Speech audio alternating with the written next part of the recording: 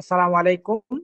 Medical higher study কর্তৃক আয়োজিত আজকের এফসিপিএস জুলাই সেশনের মেডিসিন এবং অ্যালাইড সাবজেক্টের পার্ট 1 টিপস এবং ট্রিক্স ক্লাসে আপনাদের সবাইকে স্বাগতম।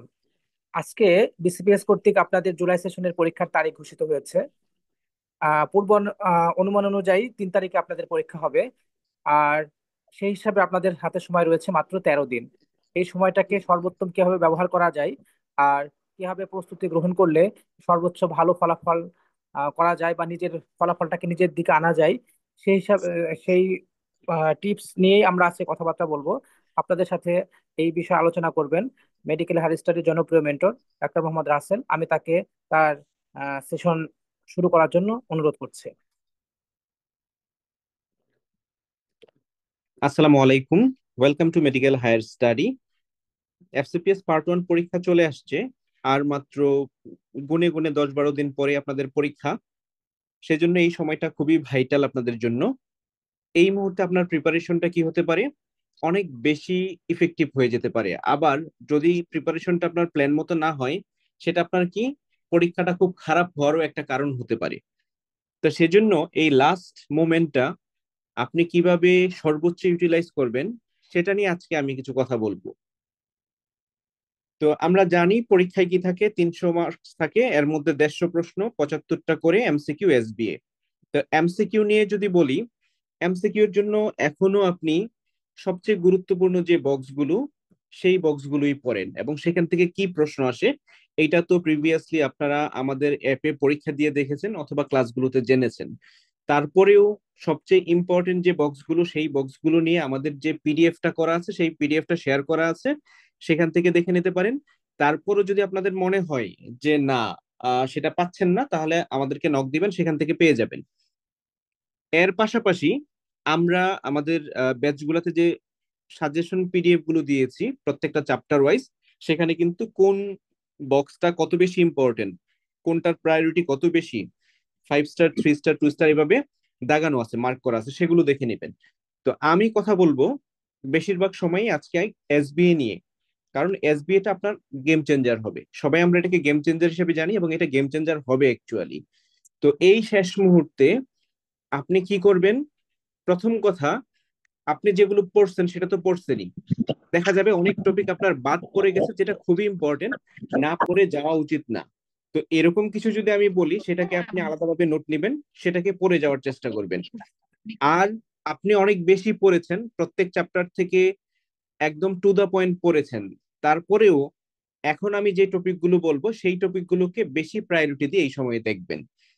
তো এই সময়ে আপনি একদম chapter wise, chapter by chapter, প্রত্যেকটা চ্যাপ্টার হাতে নিয়ে যখন শুরু করবেন, তখন আমার এই পিডিএফটা আমি শেয়ার করে দিব আপনাদের সাথে।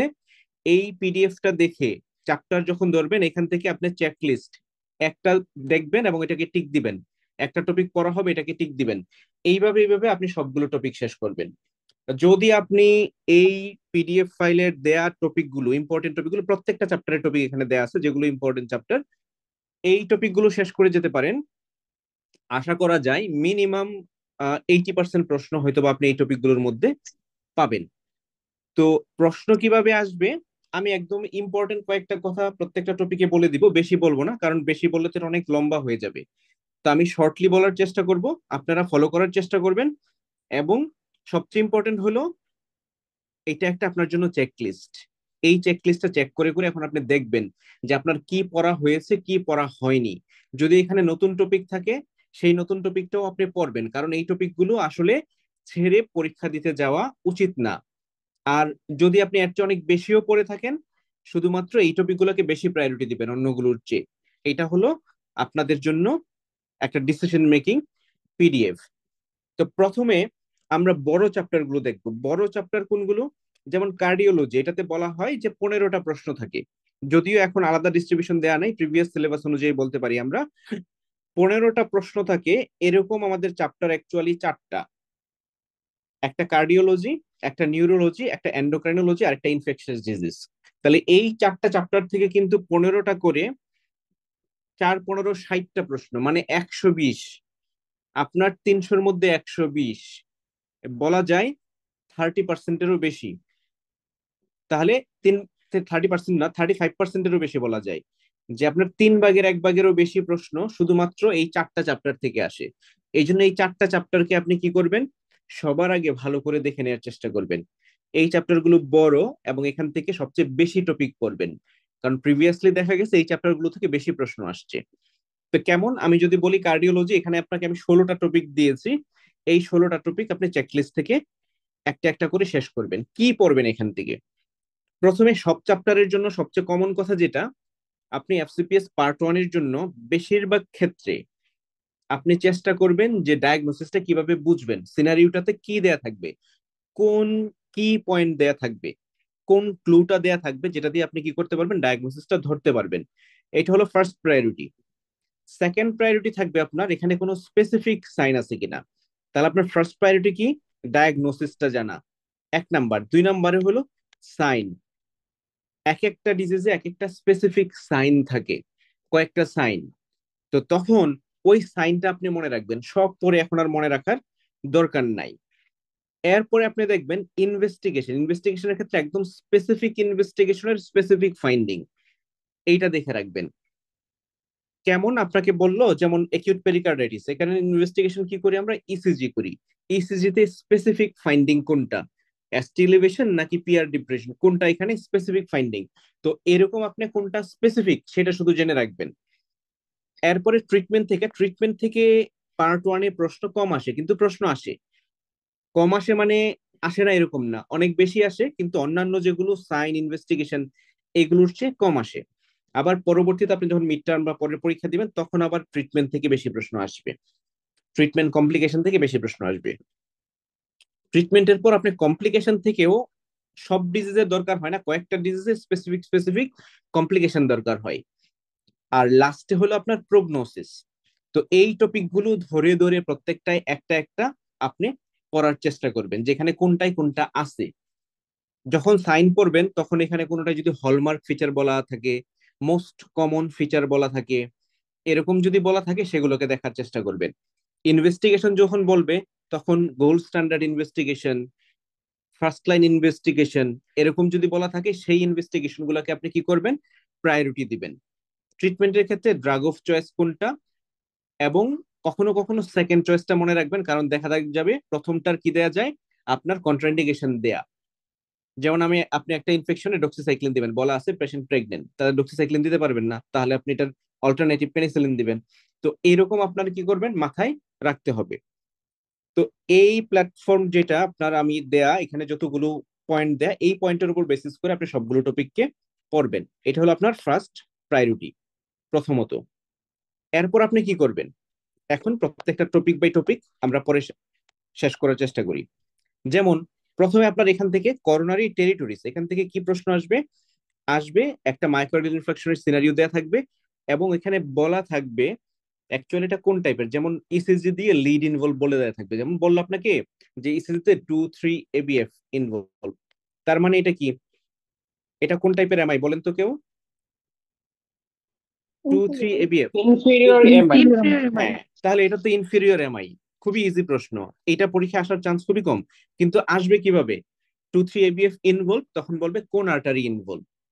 তো তখন আনসার কি হবে, রাইট করোনারি ভেরি গুড। তাহলে এইটা আপনার আসতে পারে। এর চেয়ে আরেকটু কঠিন হলে আপনার প্রশ্নটা আসবে কিভাবে, প্রশ্নটা আসবে যে 2-3 ABF বলবে না, একটা মায়োকার্ডিয়াল ইনফ্রাকশন বলার সাথে এখানে আপনাকে কমপ্লিট হার্ট ব্লক দেয়া থাকবে, যে বলা থাকবে যে এখানে হার্ট রেট 32 অথবা ভেরিয়েবল ইন্টেন্সিটি অফ S1। তো এরকম আপনার কোন একটা ফিচার্স দেয়া থাকবে। তো তখন আপনার এটা ডায়াগনোসিস কি হবে, সেটা তো ইনফিরিয়র এমআই হবে, কারণ ইনফিরিয়র এমআই তে রাইট কর্নারেটা ইনভলভ হয়, সেটা কি করতে আপনাকে অ্যাসেনোটকে সাপ্লাই দিচ্ছে, এই জন্য কমপ্লিট হার্ট ব্লক হয়। তো তখন আপনার যদি বলে কোন আর্টারি ইনভলভ, তাহলে আনসার কি হবে, সেম, রাইট করোনারি আর্টারি। বুঝতে পারছেন, এখানে করোনারি টেরিটরি গুলোকে আপনি এইভাবে মনে রাখবেন। এখানে কিন্তু আপনি হার্টের যে করোনারি সার্কুলেশন, এখানের ব্রাঞ্চ গুলো কোন আর্টারি কয়টা ব্রাঞ্চ দিছে, এগুলো আপনি এরকম করে মানে পরে পরে ছবি এঁকে এঁকে পরে, এগুলো দরকার নাই। এখানে বেসিক কতটুকু দরকার, এফসিপিএস পার্ট 1 মেডিসিনে বেসিক কতটুকু দরকার, এটা বোঝা হলো সবচেয়ে বড় প্রিপারেশনের আসলে স্মার্টনেস। তো এখানে আপনার জানতে হবে কোন স্পেসিফিক আর্টারি কোন টেরিটরি সাপ্লাই দিচ্ছে, ওইখানে সমস্যা হলে কি প্রেজেন্টেশন বেশি হয়, এটা হলো আপনার ইম্পর্টেন্ট। তাহলে করোনারি টেরিটরিজটা আপনি এভাবে পড়বেন। এরপর কার্ডিয়াক বায়োমার্কার থেকে আপনার প্রশ্ন আসে, খুব ফ্রিকুয়েন্টলি আসে প্রশ্ন। যেমন আপনাকে বলবে যে এখানে বিএনপি, যেটা বিএনপি কোথা থেকে আসে, বিএনপির সোর্স কোথায় বলেন তো? বিএনপির নাম তো ব্রেইন নেট্রিউরেটিক পেপটাইড। তাহলে বিএনপি আসে থেকে, ব্রেন থেকে না অন্য কোনো জায়গা থেকে? লেফট এট্রিয়াম, লেফট কি? ভেন্ট্রিকল থেকে। লেফট ভেন্ট্রিকল ভেন্ট্রিকল থেকে, লেফট এট্রিয়াম না, লেফট ভেন্ট্রিকল থেকে। তাহলে দেখেন নামে কিন্তু এটা ব্রেন, কিন্তু এটা ব্রেন থেকে আসে না, লেফট ভেন্ট্রিকল থেকে আসে। এইটাই অনেকবার প্রশ্ন আসছে, প্রিভিয়াসলি অনেকবার প্রশ্ন আসছে। তো এরকম আবার যখন এএনপি বলা থাকে সেটা আসে থেকে, রাইট এট্রিয়াম। এএনপি, দেখেন এএনপি নামের মধ্যে কি আছে, এট্রিয়া আছে, তো এখান থেকে আসে। তারপর আবার প্রশ্ন আসে যে কার্ডিয়াক এনজাইম গুলো যেগুলো আছে, যেমন ট্রোপোনিন আই, সিকেএমবি যদি বলি আমরা, মায়োগ্লোবিন যদি বলি, এলডিএইচ বলি, তো এর মধ্যে বলেন তো সবার আগে বাড়ে কোনটা? মায়োগ্লোবিন। মায়োগ্লোবিন। আচ্ছা, আর আমরা সবচেয়ে বেশি করি কোনটা? ট্রপাই। Troponin I. এখন আপনি আরেকটা প্রশ্নের আনসার দেন তো, আপনার একটু কঠিন হলে এরকম আসবে যে একটা পেশেন্টের মায়োকার্ডিয়াল ইনফার্কশন একটা ফিচার্স নিয়ে হসপিটালে আসছে, তাকে টারশিয়ারি কেয়ার হসপিটালে আসছিল এবং তাকে অ্যাপ্রোপ্রিয়েট ট্রিটমেন্ট দেওয়া হয়েছে। হওয়ার পর তাকে কি বাসায় ছুটি দিয়ে বাসায় পাঠানো হয়েছে, বাসায় পাঠানোর 2 দিনের মধ্যে আবার কি তার আবার চেস্ট পেন, একদম মায়োকার্ডিয়াল ইনফার্কশনের জন্য। তখন আপনি কোন কার্ডিয়াক বায়োমার্কারটা টেস্ট করবেন? CKMB. CKMB. CKMB, very good. তাহলে এইটা পারলে আপনি কিন্তু এই প্রশ্নটার আনসার পেয়ে যাবেন, কারণ ওইখানে এইটা সিকেএমবি হবে এই জন্য। কারণ কি বলেন তো, কারণটা কি? সেকেন্ড ডেতে রাইজ করে। সেকেন্ড ডেতে রাইজ করলেই হবে? আপনার মনে করেন না না, 7 মানে দিন পরে আবার আসছে। রিইনফ্যাক্ট হয়েছে কিনা সেটা সেটা হ্যাঁ সেকেন্ড হ্যাঁ, দেখে বুঝবো। এটা হলো সিকেএমবি দেখা হচ্ছে এই জন্য, কারণ সিকেএমবি নর্মালে চলে আসে তাড়াতাড়ি। যেমন ট্রোপোনিনাই একদিন বাড়ছে, এটা অনেক থাকতে পারে, 1 সপ্তাহ পর্যন্ত থাকতে পারে, কিন্তু সিকেএমবি তাড়াতাড়ি একদম নর্মালে চলে আসে। 5 দিন 7 দিন পরে সিকেএমবি আপনার বেশি থাকার কথা না, আবার নতুন করে হ্যাঁ সিকেএমবি বাড়ছে মানে এটা রিইনফ্রাকশন। আপনার পরীক্ষায় প্রশ্ন আসতে পারে কোনটা দেখবেন, সিকেএমবি। আরেকটা প্রশ্ন আসতে পারে সিকেএমবি বেশি পেলেন, এটা কি ইন্ডিকেট করে? সেটা হলো রিইনফ্রাকশন। তাহলে এইভাবে আপনার একদম টেকনিক্যালি পড়তে হবে, প্রত্যেকটা টপিককে পড়তে হবে। আর হাইপার টেনশন যখন পড়বেন, হাইপার টেনশন থেকে কি পড়বেন? হাইপার টেনশন থেকে সবার আগে আপনি পড়বেন যে সেকেন্ডারি হাইপার টেনশনের যে কারণগুলো আছে সেগুলোর স্পেসিফিক ফিচার্স কি, স্পেশালি সাইন। মনে করেন একজনের হাইপার টেনশন, সাথে আপনি দেখলেন রেডিও ফিমোরাল ডিলে, তাহলে সেটা কি হবে diagnosis? Quotation of aorta. Very good, quotation of the aorta. তাহলে এরকম সেকেন্ডারি হাইপারটেনশন কারণগুলা কি এবং কোনটায় কি ফিচার্স থাকে, এটা হলো আপনার 1 নাম্বার। সেকেন্ড, এখানে আপনার ইম্পর্টেন্ট হলো কোথায় কোন ড্রাগটা দেয়া যাবে না। ইন্ডিকেশনের চেয়ে বেশি ইম্পর্টেন্ট কোথায় কোনটা কন্ট্রা ইন্ডিকেটেড, এইটা ইম্পর্টেন্ট। এরপরে ইন্ডিকেশন থেকে প্রশ্ন আসবে কিরকম জানেন? বেশিরভাগ ক্ষেত্রে দেয়া থাকবে, যেমন মনে করেন যে আইসোলেটেড সিস্টোলিক হাইপারটেনশন, আপনাকে দিল যে 160/90 ব্লাড প্রেশার, তো আইসোলেটেড সিস্টোলিক হাইপারটেনশন, তখন আপনার ড্রাগ অফ চয়েস কি বলেন? কি বলবেন? ক্যালসিয়াম চ্যানেল ব্লকার বা থায়াজাইড ডায়াবেটিক্স। হ্যাঁ, ক্যালসিয়াম চ্যানেল ব্লকার অথবা থায়াজাইড ডায়োরেটিক, আপনারা তো অনেক ভালো পারেন। তাহলে এখান থেকে আপনার প্রশ্ন আসতে পারে এটা।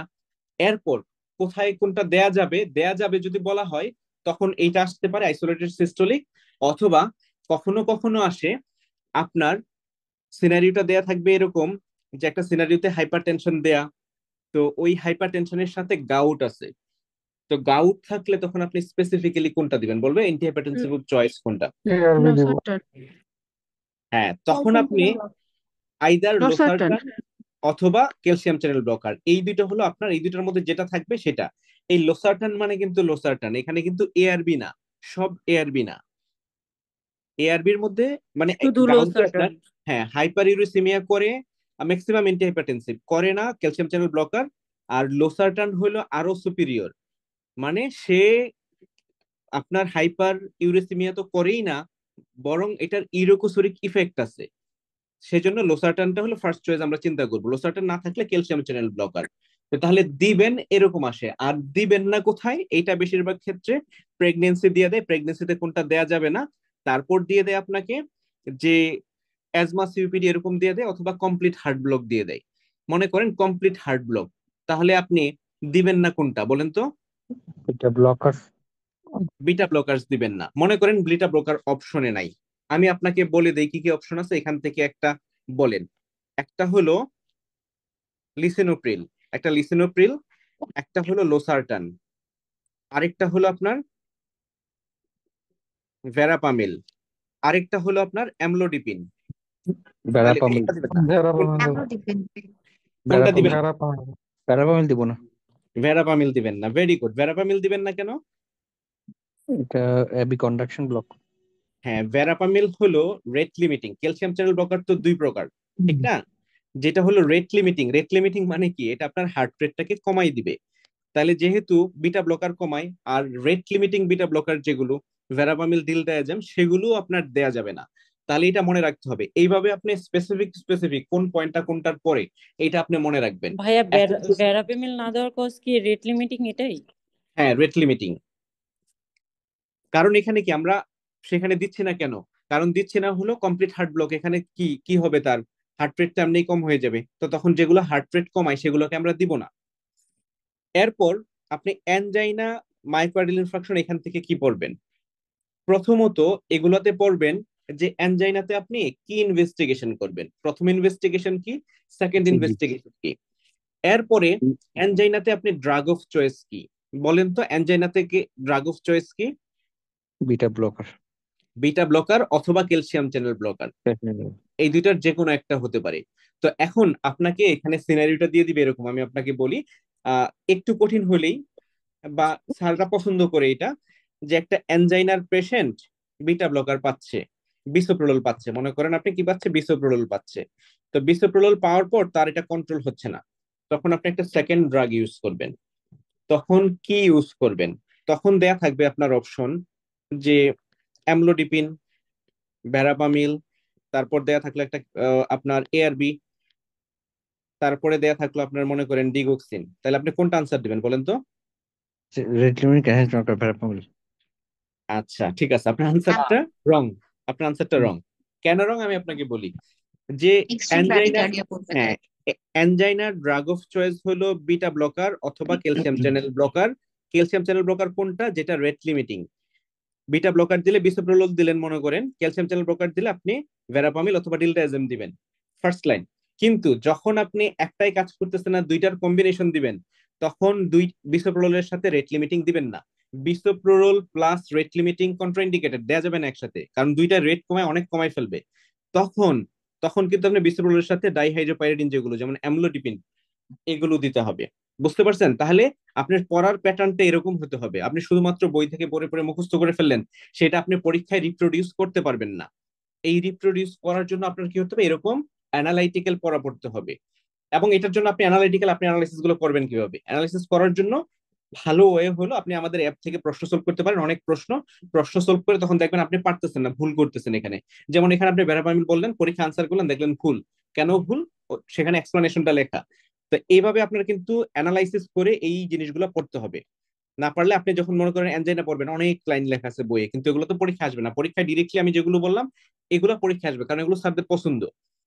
তারপর মনে করেন মায়োকার্ডিয়াল ইনফ্রাকশন থেকে প্রশ্ন আসবে। প্রথমে আমি যেগুলো বললাম সেগুলো ইম্পর্টেন্ট, যেমন করোনারি টেরিটরিজ, এখান থেকে মায়োকার্ডিয়াল ইনফ্রাকশনের প্রশ্ন আসে। তারপর এখানে মায়োকার্ডিয়াল ইনফ্রাকশন থেকে প্রশ্ন আসবে যেগুলো আপনারা পারবেন, যেমন ট্রিটমেন্ট অফ চয়েস কি, সবসময় ট্রিটমেন্ট অফ চয়েস কি? পিসিআই, প্রাইমারি পিসিআই, ঠিক না? Treatment of choice. এখন আপনার প্রশ্ন আসবে কমপ্লিকেশন থেকে। কেমন? যে একটা মায়োকার্ডিয়াল ইনফ্রাকশনের পেশেন্ট, তার প্রিভিয়াসলি নর্মাল হার্ট ছিল কিন্তু এখন মারমার পাওয়া যাচ্ছে, তাহলে ডায়াগনোসিস কি হতে পারে বলেন তো? Acute mitral resistance. Acute MR হইতে পারে, ভিএসআর হইতে পারে, ভেন্ট্রিকুলার সেপ্টাল রাপচার। হ্যাঁ, ভেন্ট্রিকুলার সেপ্টাল রাপচার, ভিএসডি নামেও এখানে কি হয়, এখানে কিন্তু একিউট কন্ডিশনে হতে পারে। তো তখন আপনি কি পাইতে পারেন, প্যানসিস্টোলিক মারমার পাইতে পারেন। তাহলে এরকম যখন প্রশ্ন দিবে তখন আপনার কাছে একটু কঠিন লাগতে পারে, কিন্তু এই প্রশ্নগুলোই পছন্দ। স্যাররা যখন এই টপিকটা দেখে তখন স্যাররার চোখে দেখে এই জিনিসগুলা। স্যাররা টিপিক্যালি যে এখানে পেইনটা কেমন হবে, ওই এক্সপ্লেনেশন গুলো আসলে এফসিপিএস পার্ট 1 এক্সপেক্ট করে না, ওইটা এক্সপেক্ট করে এমবিবিএস লেভেলের স্টুডেন্টদের কাছে। তারপর আপনি যখন এরিথমিয়া গুলো পড়বেন, এট্রিয়াল ফিব্রিলেশন, এসবিটি, ভিটি, কমপ্লিট হার্ট ব্লক, এগুলো খুবই ইম্পর্টেন্ট। এখান থেকে কি আসবে, বেশিরভাগ ক্ষেত্রে আপনার একদম সহজ প্রশ্ন হলে এট্রিয়াল ফিব্রিলেশন থেকে আসে। এট্রিয়াল ফিব্রিলেশনের ম্যানেজমেন্ট আপনার মনে রাখতে হবে, যে ম্যানেজমেন্ট আপনি কখন একটা সিচুয়েশন দিয়ে দিবে আসছে তখন আপনি কি করবেন। মনে করেন এট্রিয়াল ফিব্রিলেশন আসছে আপনার কাছে, এট্রিয়াল ফিব্রিলেশন হওয়ার পরে আপনি এসে দেখলেন পালস ব্লাড প্রেশার পাচ্ছেন না, তখন আপনার ট্রিটমেন্ট অফ চয়েস কি বলেন তো? DC cardioversion. হিমোডাইনামিক ইনস্টেবিলিটি থাকলে ডিসি কার্ডিওভার্সন হবে। এখন আপনি দেখলেন যে একটা এট্রিয়াল ফিব্রিলেশনের পেশেন্ট আসছে আপনার কাছে, ওইখানে ডিসি কার্ডিওভার্সন দরকার নেই, 48 ঘন্টার পরে আসছে, তখন আপনি কি করতেছেন, যে আপনার এখানে রেট লিমিটিং এর ছাড়াও রিদম কন্ট্রোল করা দরকার। 48 ঘন্টার আগে আসলে রিদম কন্ট্রোল করি আমরা। রিদম কন্ট্রোল করার জন্য আপনি ড্রাগ দিতে যাবেন। তো ড্রাগ দেওয়ার সময় আপনি এখানে কি জিনিসটা দেখবেন বলেন তো? কি দেখে আপনি রিদম কন্ট্রোল করার জন্য ড্রাগ, ফার্মাকোলজিক্যাল কার্ডিওভার্সনের জন্য কোন বিপি কত ভাই? এটা ট্রান্সইসোফেজিয়াল ইকো করতে হবে একটা। হ্যাঁ, ট্রান্সইসোফেজিয়াল ইকো কেন করবেন? ওটা থ্রম্বোএমবোলিজম আছে কিনা দেখার জন্য, থ্রম্বাস আছে কিনা। আচ্ছা, থ্রম্বাস আছে কিনা এটার জন্য আমরা কি করব? থ্রম্বাস থাকলে কি হবে?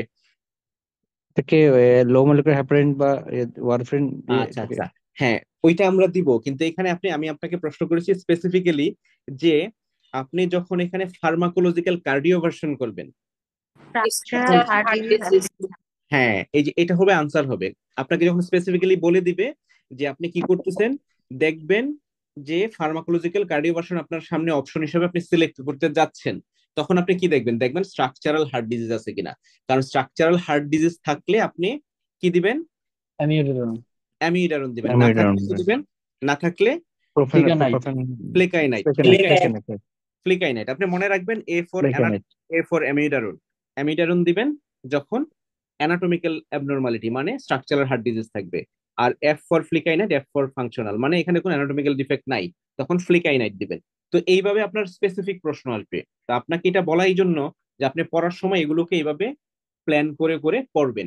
আমি এখানে সবচেয়ে ইম্পর্টেন্ট এবং সবচেয়ে কঠিন চ্যাপ্টারটা একটু বেশি টাইম দিয়ে বলতেছি এই জন্য, কারণ এখান থেকে প্রশ্ন আসবে অনেক, এবং পরীক্ষায় দেখা গেছে যে সবচেয়ে বেশি ভুল করে কার্ডিওলজি থেকে প্রশ্ন।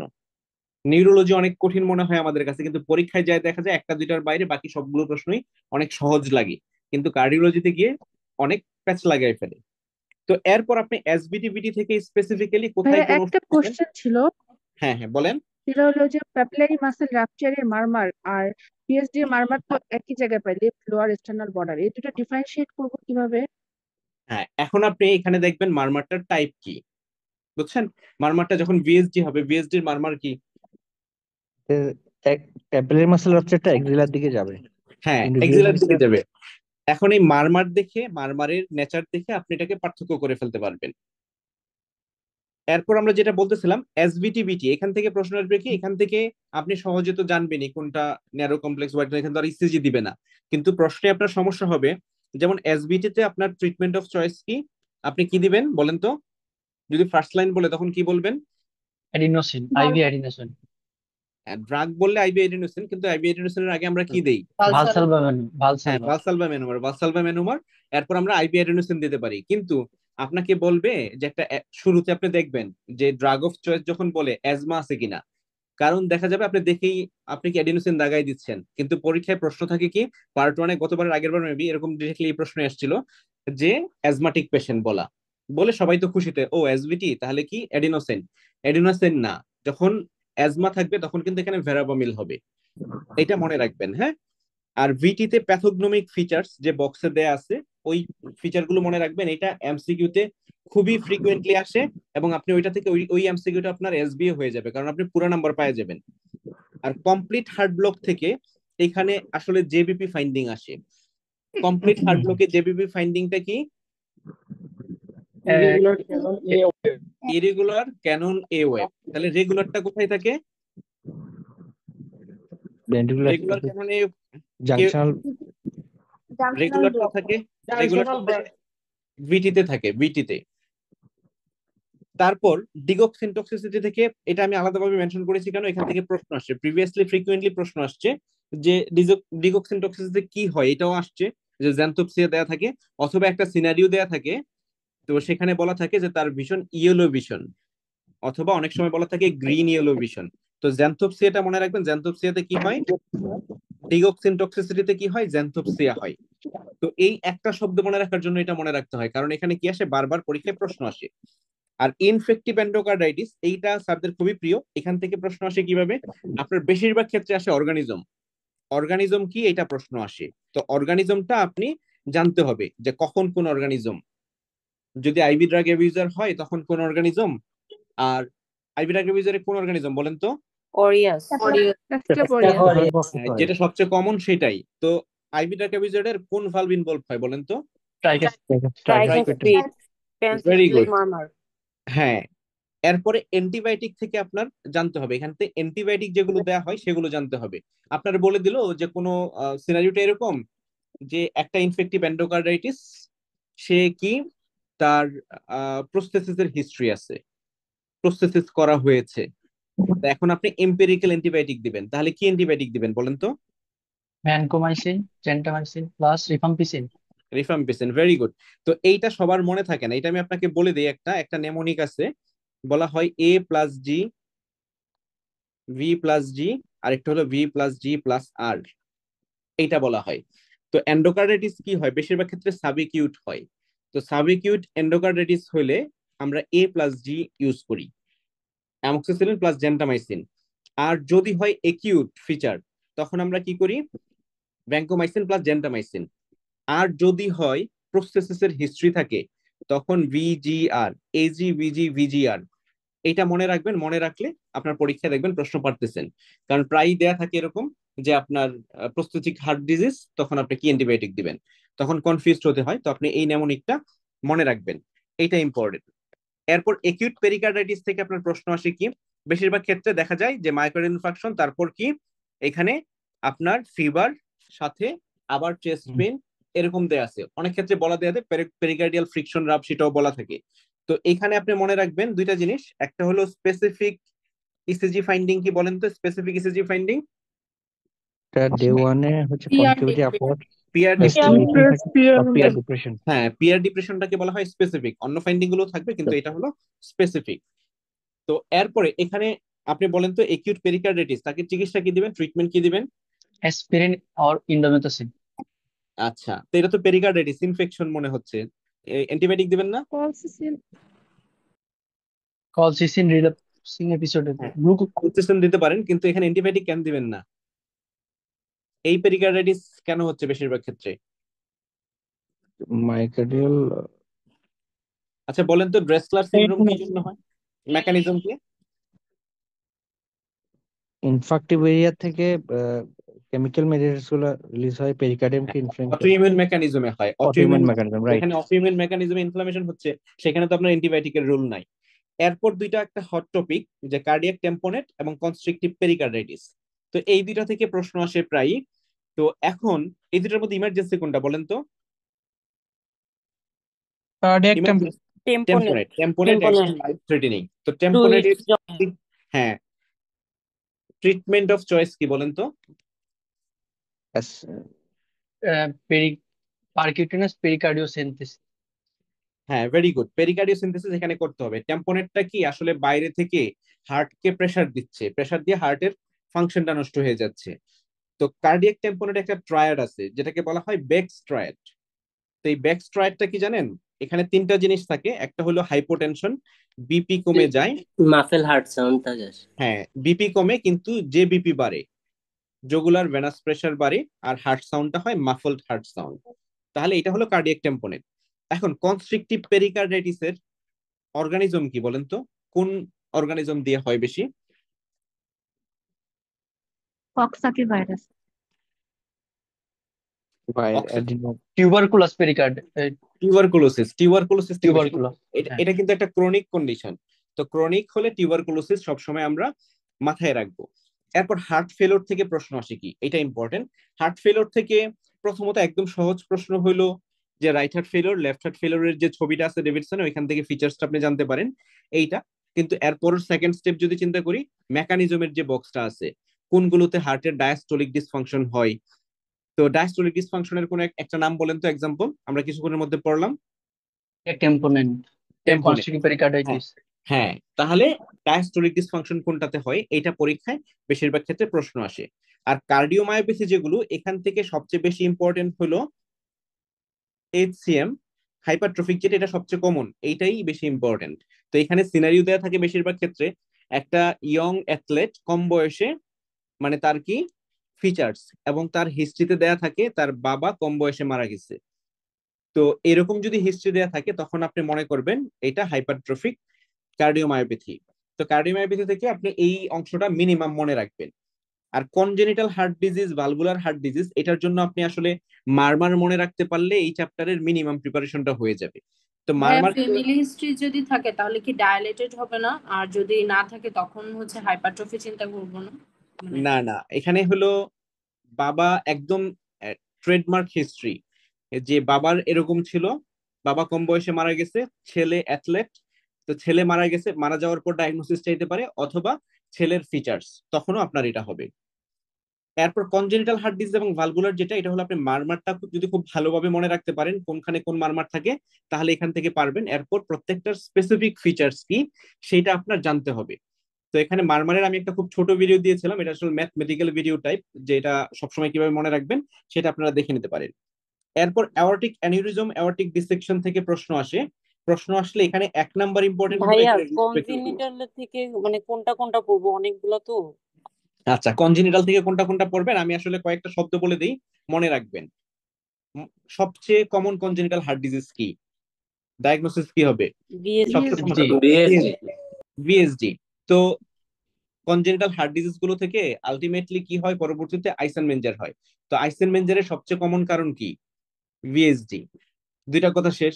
এরপরে একদম বাচ্চা জন্ম হলো, আজকে জন্ম হলো 1 দিন বা 2 দিন, সে সায়ানোসিস নিয়ে আসছে, তাহলে তার ডায়াগনোসিস কি, ট্রান্সপোজিশন অফ গ্রেড টিজিএ।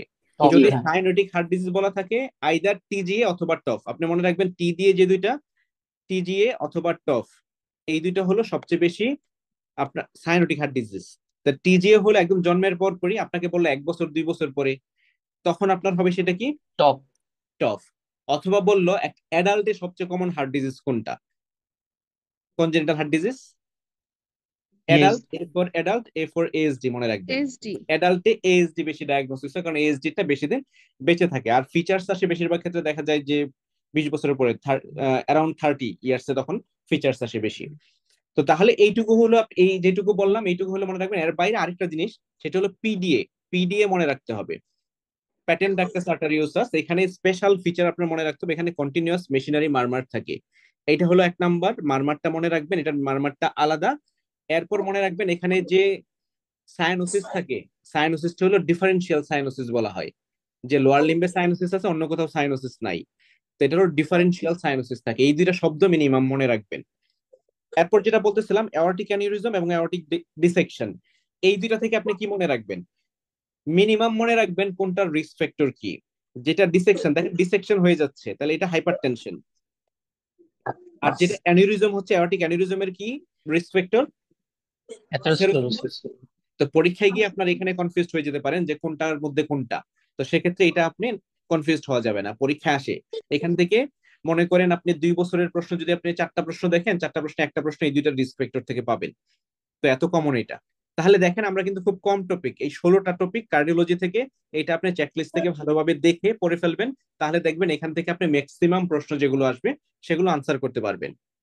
এরপর আমরা আরেকটা ইম্পর্টেন্ট টপিক সেটা দেখবো নিউরোলজি থেকে। তো নিউরোলজি থেকে কি আসে, নিউরোলজি থেকে একদম প্রত্যেকবার প্রশ্ন আসে, বলা হয় কর্টিক্যাল লোবার ফাংশন থেকে, যেখান থেকে কোন লোবের কি ফাংশন, এটা ভালোভাবে পড়ে ফেলবেন।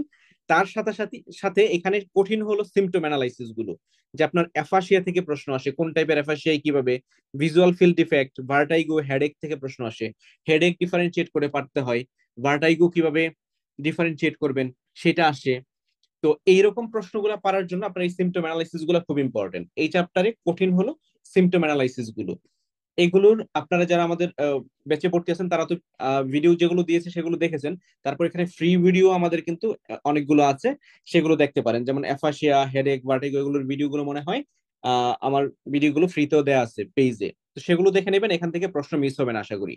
তো এইখানে আপনার যেটা টেকনিক্যালি করতে হবে সেটা হলো কিছু ছোট টপিক আছে যেখান থেকে বারবার প্রশ্ন আসে, কিন্তু আমরা জাস্ট দেখি না বলে অনেকের কি হয় না, প্রশ্নটার আনসার ঠিক হয় না। সেটা হলো কি রেস্টলেস লেগ সিনড্রোম, তারপর আইআইএইচ, তারপর এনপিএইচ, টিউবারাস স্ক্লেরোসিস, নিউরোফাইব্রোমেটোসিস। তো এই টপিকগুলো আপনি একবার দেখে নিবেন। তাহলে এখন এখানে আমরা বলি, যেখানে আমরা দেখলাম যে আইএইচ, এনপিএইচ, এখান থেকে কিন্তু প্রশ্ন আসে। এগুলো একদম ছোট টপিক, যে আপনাকে রেস্টলেস লেগ সিনড্রোমের সিনারিও দিয়ে দিবে যে একজন রাতে ঘুমানোর সময় পায়ে ডিসকমফোর্ট হয়, তো তখন আপনাকে বলে দিল যে আপনি ইনভেস্টিগেশন কি করবেন, কি দেখবেন সিরাম বলেন তো? ফেরিটিনিন। Serum ferritin. সেরাম একদম সহজ। ফেরিটিনিন। আপনাকে বলবে ট্রিটমেন্ট কি দিবেন, ড্রাগ অফ চয়েস কি বলেন তো? Drug of choice ropinirole. কি? হ্যাঁ, এই জায়গাটায় আপনার আটকে যান। কেন আটকে যান? ডেভিডসনের ডিরেক্টলি এটা লেখা নাই, কিন্তু স্যাররা পরীক্ষায় এই আনসারটা এক্সপেক্ট করে, সেটা হলো রোপিনিরল। কি? তো রোপিনিরল আপনার ওখানে যদি আয়রন দেওয়া থাকে বা ব্লাড দেওয়া থাকে আপনি সেটা আনসার করে ফেলতে পারেন, কিন্তু এটা রোপিনিরল দেওয়া হবে। কেন দেওয়া হবে? কারণ এটা সিমটোমেটিক রিলিফ দেয় পেশেন্টের। এটা তো এত সিভিয়ার ডিজিজ না যেটার আপনার কজকে সবার আগে ট্রিট করতে হবে, এরকম না। এটা হলো সিমটোমেটিক রিলিফ দেওয়ার জন্য রোপিনিরল দিতে হবে ড্রাগ অফ চয়েস হিসেবে। তারপর আইআইএইচ, এনপিএস থেকে প্রশ্ন আসে, একদম ছোট টপিক কিন্তু প্রশ্ন আসে, ফ্রিকুয়েন্টলি দেখা যায় প্রশ্ন আসতেছে। তো আইএএইচ থেকে সিনারিও কি আসে আমি বলছি, এবং এনপিএইচ এর সিনারিওটা থাকে এরকম যে একটা বয়স্ক মানুষ, গেট ইনস্টেবিলিটি, ইউরিনারি ইনকন্টিনেন্স, সাথে তার ডিমেনশিয়া, এরকম ফিচার্স দেয়া থাকে, তখন আপনি এনপিএইচ মনে করবেন। এরপরে টিউবারাস স্ক্লেরোসিস থেকে অ্যাকচুয়ালি আসে কিরকম, যে একজনের সিজার হয়, একজন অ্যাডাল্ট, ইয়ং অ্যাডাল্ট, তার সিজার হয়, সাথে স্কিন লেশন আছে, শ্যাগ্রেন পেচ অথবা অ্যাডেনোমা সিভিসিয়াম, এরকম কোন স্কিন লেশনের কথা বলা আছে, তখন আপনি টিউবারাস স্ক্লেরোসিস মনে করবেন। আর এখানে এপিলেপসি থেকে প্রশ্ন আসে। আপনি এপিলেপসি পড়ার সময় অনেক পড়া লাগে, কিন্তু এখানে আসলে প্রশ্ন আসে দুইটা টপিক থেকে বেশি। আপনি এই দুইটাকে কভার করার চেষ্টা করবেন আগে। প্রথমত হলো ফার্স্ট লাইন ড্রাগ, যেগুলো যে অ্যান্টি এপিলেপটিক ড্রাগ যেগুলো ফার্স্ট লাইন। আপনাকে আমি বলি, মনে করেন অ্যাবসেন্ট সিজার, তাহলে আপনি কি ড্রাগ দিবেন বলেন তো? ফার্স্ট লাইন ড্রাগ কি? ইথোসাক্সিমাইড। ইথোসাক্সামাইড। হ্যাঁ, আমি এর আগে যখন এটা বলতেছিলাম কেউ বলতেছিল না, আমি তখন হঠাৎ ভাবলাম সবাইকে হারাই গেল নাকি, কিন্তু আমি হারাই গেছিলাম, সরি ফর দ্যাট। তাহলে ফার্স্ট লাইন ড্রাগ হলো কি এখানে? ইথোসাক্সামাইড। যদি বলা হয় আপনার ফোকাল সিজার, তখন কি? লেমন। ল্যামোট্রিজেন। তাহলে আপনি এইটা হলো ফার্স্ট পড়া, আপনি এখানে ফার্স্ট পড়বেন ওই বক্সের ফার্স্ট লাইন ড্রাগ গুলো। সেকেন্ড প্রায়োরিটি দিবেন আপনি স্ট্যাটাস এপিলেপটিকাস, যে আপনি একদম স্টেপ বাই স্টেপ, যে আপনি দিলেন এই ড্রাগ দিলেন, এরপরে আপনি কি করবেন, এরপরে কি করবেন, একদম স্টেপ বাই স্টেপ এটা দেখবেন। এরপরে আমরা যদি দেখি এমএস, এটিএম, এমএনডি, জিপিএস, এগুলোতে অ্যাকচুয়ালি স্পাস্টিক না ফ্লাসিড প্যারাপেরিসিস সেটার উপর ডিপেন্ড করে আপনার এই ডায়াগনোসিস গুলো পারতে হবে, যে এটার সাথে সেন্সরি ইনভলভ কিনা, শুধু আপার মোটর কিনা, আপার মোটর লোয়ার মোটর কিনা, শুধু লোয়ার মোটর কিনা, এগুলো দেখে আপনার ডায়াগনোসিস পারতে হবে। এখানে ডিসকাশন আমরা বড় করব না, কারণ অনেকগুলো, সবগুলো চ্যাপ্টার আমরা সংক্ষেপে শেষ করার চেষ্টা করব। এরপর আরেকটা টপিক যেটা মাইসথেনিয়া গ্রেভিস এবং লাম্বারিটন, এখান থেকে খুবই প্রশ্ন আসে। কিভাবে আসে? বেশিরভাগ ক্ষেত্রেই দেয়া থাকে যে রিফ্লেক্সটা কেমন চেঞ্জ হয়, অথবা খেলতেছে, খেলার পরে তার ইমপ্রুভমেন্ট হয় নাকি খারাপ হয়। আর এখানে প্রশ্ন আসে কোন অ্যান্টিবডি দেখবেন। আর অ্যাসোসিয়েটেড দেয়া থাকে যে থাইমোমা নাকি এখানে লাং ক্যান্সার। অনেক সময় লাং ক্যান্সার বলা থাকে না, বলা থাকে যে স্মোকার, বয়স্ক মানুষ, তখন আপনার ধরে নিতে হবে এটা লাং ক্যান্সার ছিল। এরপরে যেটা এন্ডোক্রাইনোলজি, তো এন্ডোক্রাইনোলজি আমরা পড়ি অনেক, থাইরয়েড পড়ি, সবকিছু পড়ি, কিন্তু এইখানে আসলে ছোট ছোট টপিক বেশি ইম্পর্টেন্ট, এগুলো আমি আপনাদেরকে ফোকাস করে দিই। সেটা হলো যেমন সাবএকিউট থাইরয়েডাইটিস থেকে প্রশ্ন আসে। প্রশ্ন আসে কিরকম, যে আপনার একটা ইয়ং ফিমেল, গলা ব্যথা, পালপিটেশন, এরকম দিয়ে দিল, তখন কিন্তু আপনার সাবএকিউট থাইরয়েডাইটিস মনে করতে হবে। তো এখন সাবএকিউট থাইরয়েডাইটিসে প্রথমে আপনার থাইরয়েড হরমোন লেভেল কেমন থাকে বলেন তো? হাইপো না হাইপার? বেশি। হাইপার। বেশি, হাইপার। পরে কি হয়, সেকেন্ড কি হয়? হাইপো। হাইপো। Very good. এখানে কিন্তু আমরা কনফিউজড হয়ে যাই যে হাইপার ছিল নরমাল হবে তারপর হাইপো, এরকম না, হাইপারের পর হাইপো তারপর নরমাল হয়। তো সেই জন্য এখানে কিন্তু আপনি অ্যান্টি থাইরয়েড ড্রাগ দিবেন না। এরপর যেটা টাইপ 2 ডায়াবেটিসের ট্রিটমেন্ট, তো এইটা হলো সব ডাক্তার পারে কিন্তু পরীক্ষায় প্রশ্ন আসলে ভুল করে। এইটা আসলে এরকম টপিক, সবাই জানে টাইপ 2 ডায়াবেটিসের ম্যানেজমেন্ট কি, কিন্তু পরীক্ষায় যখন আসে তখন এটা আসলে আমাদের ফ্রিকুয়েন্টলি ভুল হয়। তো এটার জন্য কি করতে হবে, ডেভিডসনে যে আপনার একদম ফ্লোচার্টের মতো বক্স দেয়া আছে, এটা দেখা রাখতে হবে। মনে করেন আপনি ডায়াবেটিস ডায়াগনোসিস হলো, সবার আগে আপনি কি দিবেন বলেন তো? মেটফর্মিন। ম্যাটফরমিন দিবেন। এখন একটা পেশেন্টকে ম্যাটফরমিন দিচ্ছেন, সাথে পেশেন্টের কি আছে, বলা হলো হার্ট ফেলিওর আছে, তাহলে সেকেন্ড ড্রাগ কি দিবেন? HCl2 inhibitor. SGLT2 inhibitor. আপনার কোনো কিছু বলে নাই, হ্যাঁ মেটফরমিন পাচ্ছে, তার ডায়াবেটিস কন্ট্রোলে নাই, আপনার HbA1c দেয়া আছে 6.5 এর চেয়েও বেশি, ডায়াবেটিস কন্ট্রোলে নাই, আর কোনো কোমরবিডিটি দেয়া নাই, তাহলে সেকেন্ড লাইন ড্রাগ আপনি কি এড করবেন বলেন তো? আর কোনো কিছু বলা নাই। ভেরি গুড, DPP4 ইনহিবিটর এখানে আপনার দিতে হবে। তো এইখানে আপনার কি হয়, সমস্যা হয় কোথায়? যখন একদম সহজ সিনারিও দিলে যে মেটফরমিন পাচ্ছে, তার কন্ট্রোলে আসতেছে না, তাহলে তার ড্রাগ কি ইউজ করব, তখন আমরা খুঁজতে থাকি এখানে কি হার্ট ডিজিজ আছে, এখানে রেনাল ইম্পেয়ারমেন্ট আছে, তার কি টাকা পয়সা নাই এরকম, নাকি সে কি হাইপোগ্লাইসেমিয়া অ্যাভয়েড করতে চাচ্ছে, নাকি তার দ্রুত কমানো দরকার। তো ওই সময় কিন্তু আমার আসলে কোনো কনসিডারেশন না, কোনো কিছু দেয়া নাই, মানে আমি এখানে DPP4 ইনহিবিটর অ্যাড করব। তো এখন আমি আরেকটা সিনারিও দেই, এটার আনসার বলবেন। যে একজন টাইপ 2 ডায়াবেটিসের পেশেন্ট, সেই পেশেন্ট মেটফরমিন পাচ্ছে, কমে নাই, DPP4 ইনহিবিটর পাচ্ছে, তারপরও তার কমে নাই, তারপর সে সালফোনাইলুরিয়া পাচ্ছে একসাথে, তাও তার কি করে নাই, কমে নাই, কিন্তু সালফোনাইলুরিয়া খেয়ে মাঝে মাঝে তার কয়েকটা হাইপোগ্লাইসেমিয়ার এপিসোড ছিল, তার BMI 37, তাহলে আর পরের ড্রাগটা কি বলেন তো? পরে আপনি কি করবেন? এরকম আপনাকে সিনারিও দিবে, আলফানাইলেরিয়া চেঞ্জ করব। সালফোনাইলুরিয়া GLP-1 শিফট করুন। Very good. তো এখানে কিন্তু সালফোনাইলুরিয়াটাকে আমার অফ করতে হবে হাইপোগ্লাইসেমিয়া প্রিভেন্ট করার জন্য, আর এখানে ট্রিটমেন্ট দিতে হবে GLP-1। কেন GLP-1 দিব? কারণ BMI অনেক বেশি, BMI যদি 35 এর বেশি হয় তখন আমরা দিব, কোনো কিছু চিন্তা না করি, কিন্তু 30-র বেশি হলেও সাথে যদি অন্য কোনো রিস্ক ফ্যাক্টর থাকে তখন আমরা সেটাকে দিব। যেমন এখানে কি আছে, যে অবস্ট্রাকটিভ স্লিপ অ্যাপনিয়া আছে, তখন কিন্তু আমরা 30 হলেও দিব। তাহলে এভাবে আপনার কি মনে রাখতে হবে, এই ট্রিটমেন্টটা মনে রাখতে হবে। এটা আমি ক্লাস নিয়েছি, তারপরে আপনারা কি করবেন, ওই বক্সটাকে সুন্দর করে দেখে রাখবেন। এরপর HSS-DK, এখান থেকে প্রশ্ন আসবে কি, এখানে সমস্যা হয় কি আপনার, সমস্যা হয় এখানে একদম ডিরেক্টলি ক্লু দেয়া থাকবে না যে কিটোন বডি বাড়ছে, তাহলে তো সবাই বুঝে যাবে এটা ডিকে। আপনার এখানে ক্লুতে বুঝতে হবে ডায়াগনোসিসে যে প্রোগ্রেশনটা খুব স্লো, প্রোগ্রেশনটা স্লো, আপনার ব্লাড গ্লুকোজ অনেক বেশি, এটা দিলে তখন কি হবে বলেন তো? HSS HSS, এটা মনে রাখতে আমরা, হ্যাঁ আমরা তো কি করি, সবকিছুকে ডিকে লেভেল করতে করতে এরকম যে ব্লাড গ্লুকোজ 32, তার 3 দিন ধরে সিমটমটা ডেভেলপ করছে, তার বয়স হলো 50, তাহলে এখানে কিন্তু কোনো কিছু না দেয়া থাকলেও ক্লিনিক্যালি ডিকে বলার কোনো অপশনই নাই, কারণ ডিকে হয় টাইপ 1-এ বেশি, তারপরে ডিকে খুব রেপিডলি ডেভেলপ করে, তারপরে ডিকে তে কি হয়, ব্লাড গ্লুকোজ লেভেল এত বেশি হয় না, বেশি হয় HSS এ। তাহলে এই সিনারিওটা আপনার পারতে হবে। এরপর আপনার গ্রেভস ডিজিজের সহজ জিনিস যেটা, যে আপনার ট্রিটমেন্ট কোনখানে কোনটা দিবেন এটা ভালো করে পড়ে রাখবেন। এখন বলেন তো, একটা গ্রেভস ডিজিজের পেশেন্ট 32 উইকস প্রেগনেন্ট, তাহলে আপনি তাকে কোন ড্রাগ দিবেন? কার্বিমাজল, এটা মনে রাখতে হবে। এখানে কিন্তু প্রোপাইল থাইরোসিল দিবেন না। প্রোপাইল থাইরোসিল কতদিন পর্যন্ত দিবেন? First first first trimester semester first trimester lactating ছাড়া আর পিরিয়ড কখন দিবেন? আর ল্যাকটেটিং পিরিয়ডে, ল্যাকটেটিং ব্রেস্ট ফিডিং যখন হয় ব্রেস্ট তখন ফিডিং দিবেন। হ্যাঁ, ব্রেস্ট ফিডিং এ দিবেন।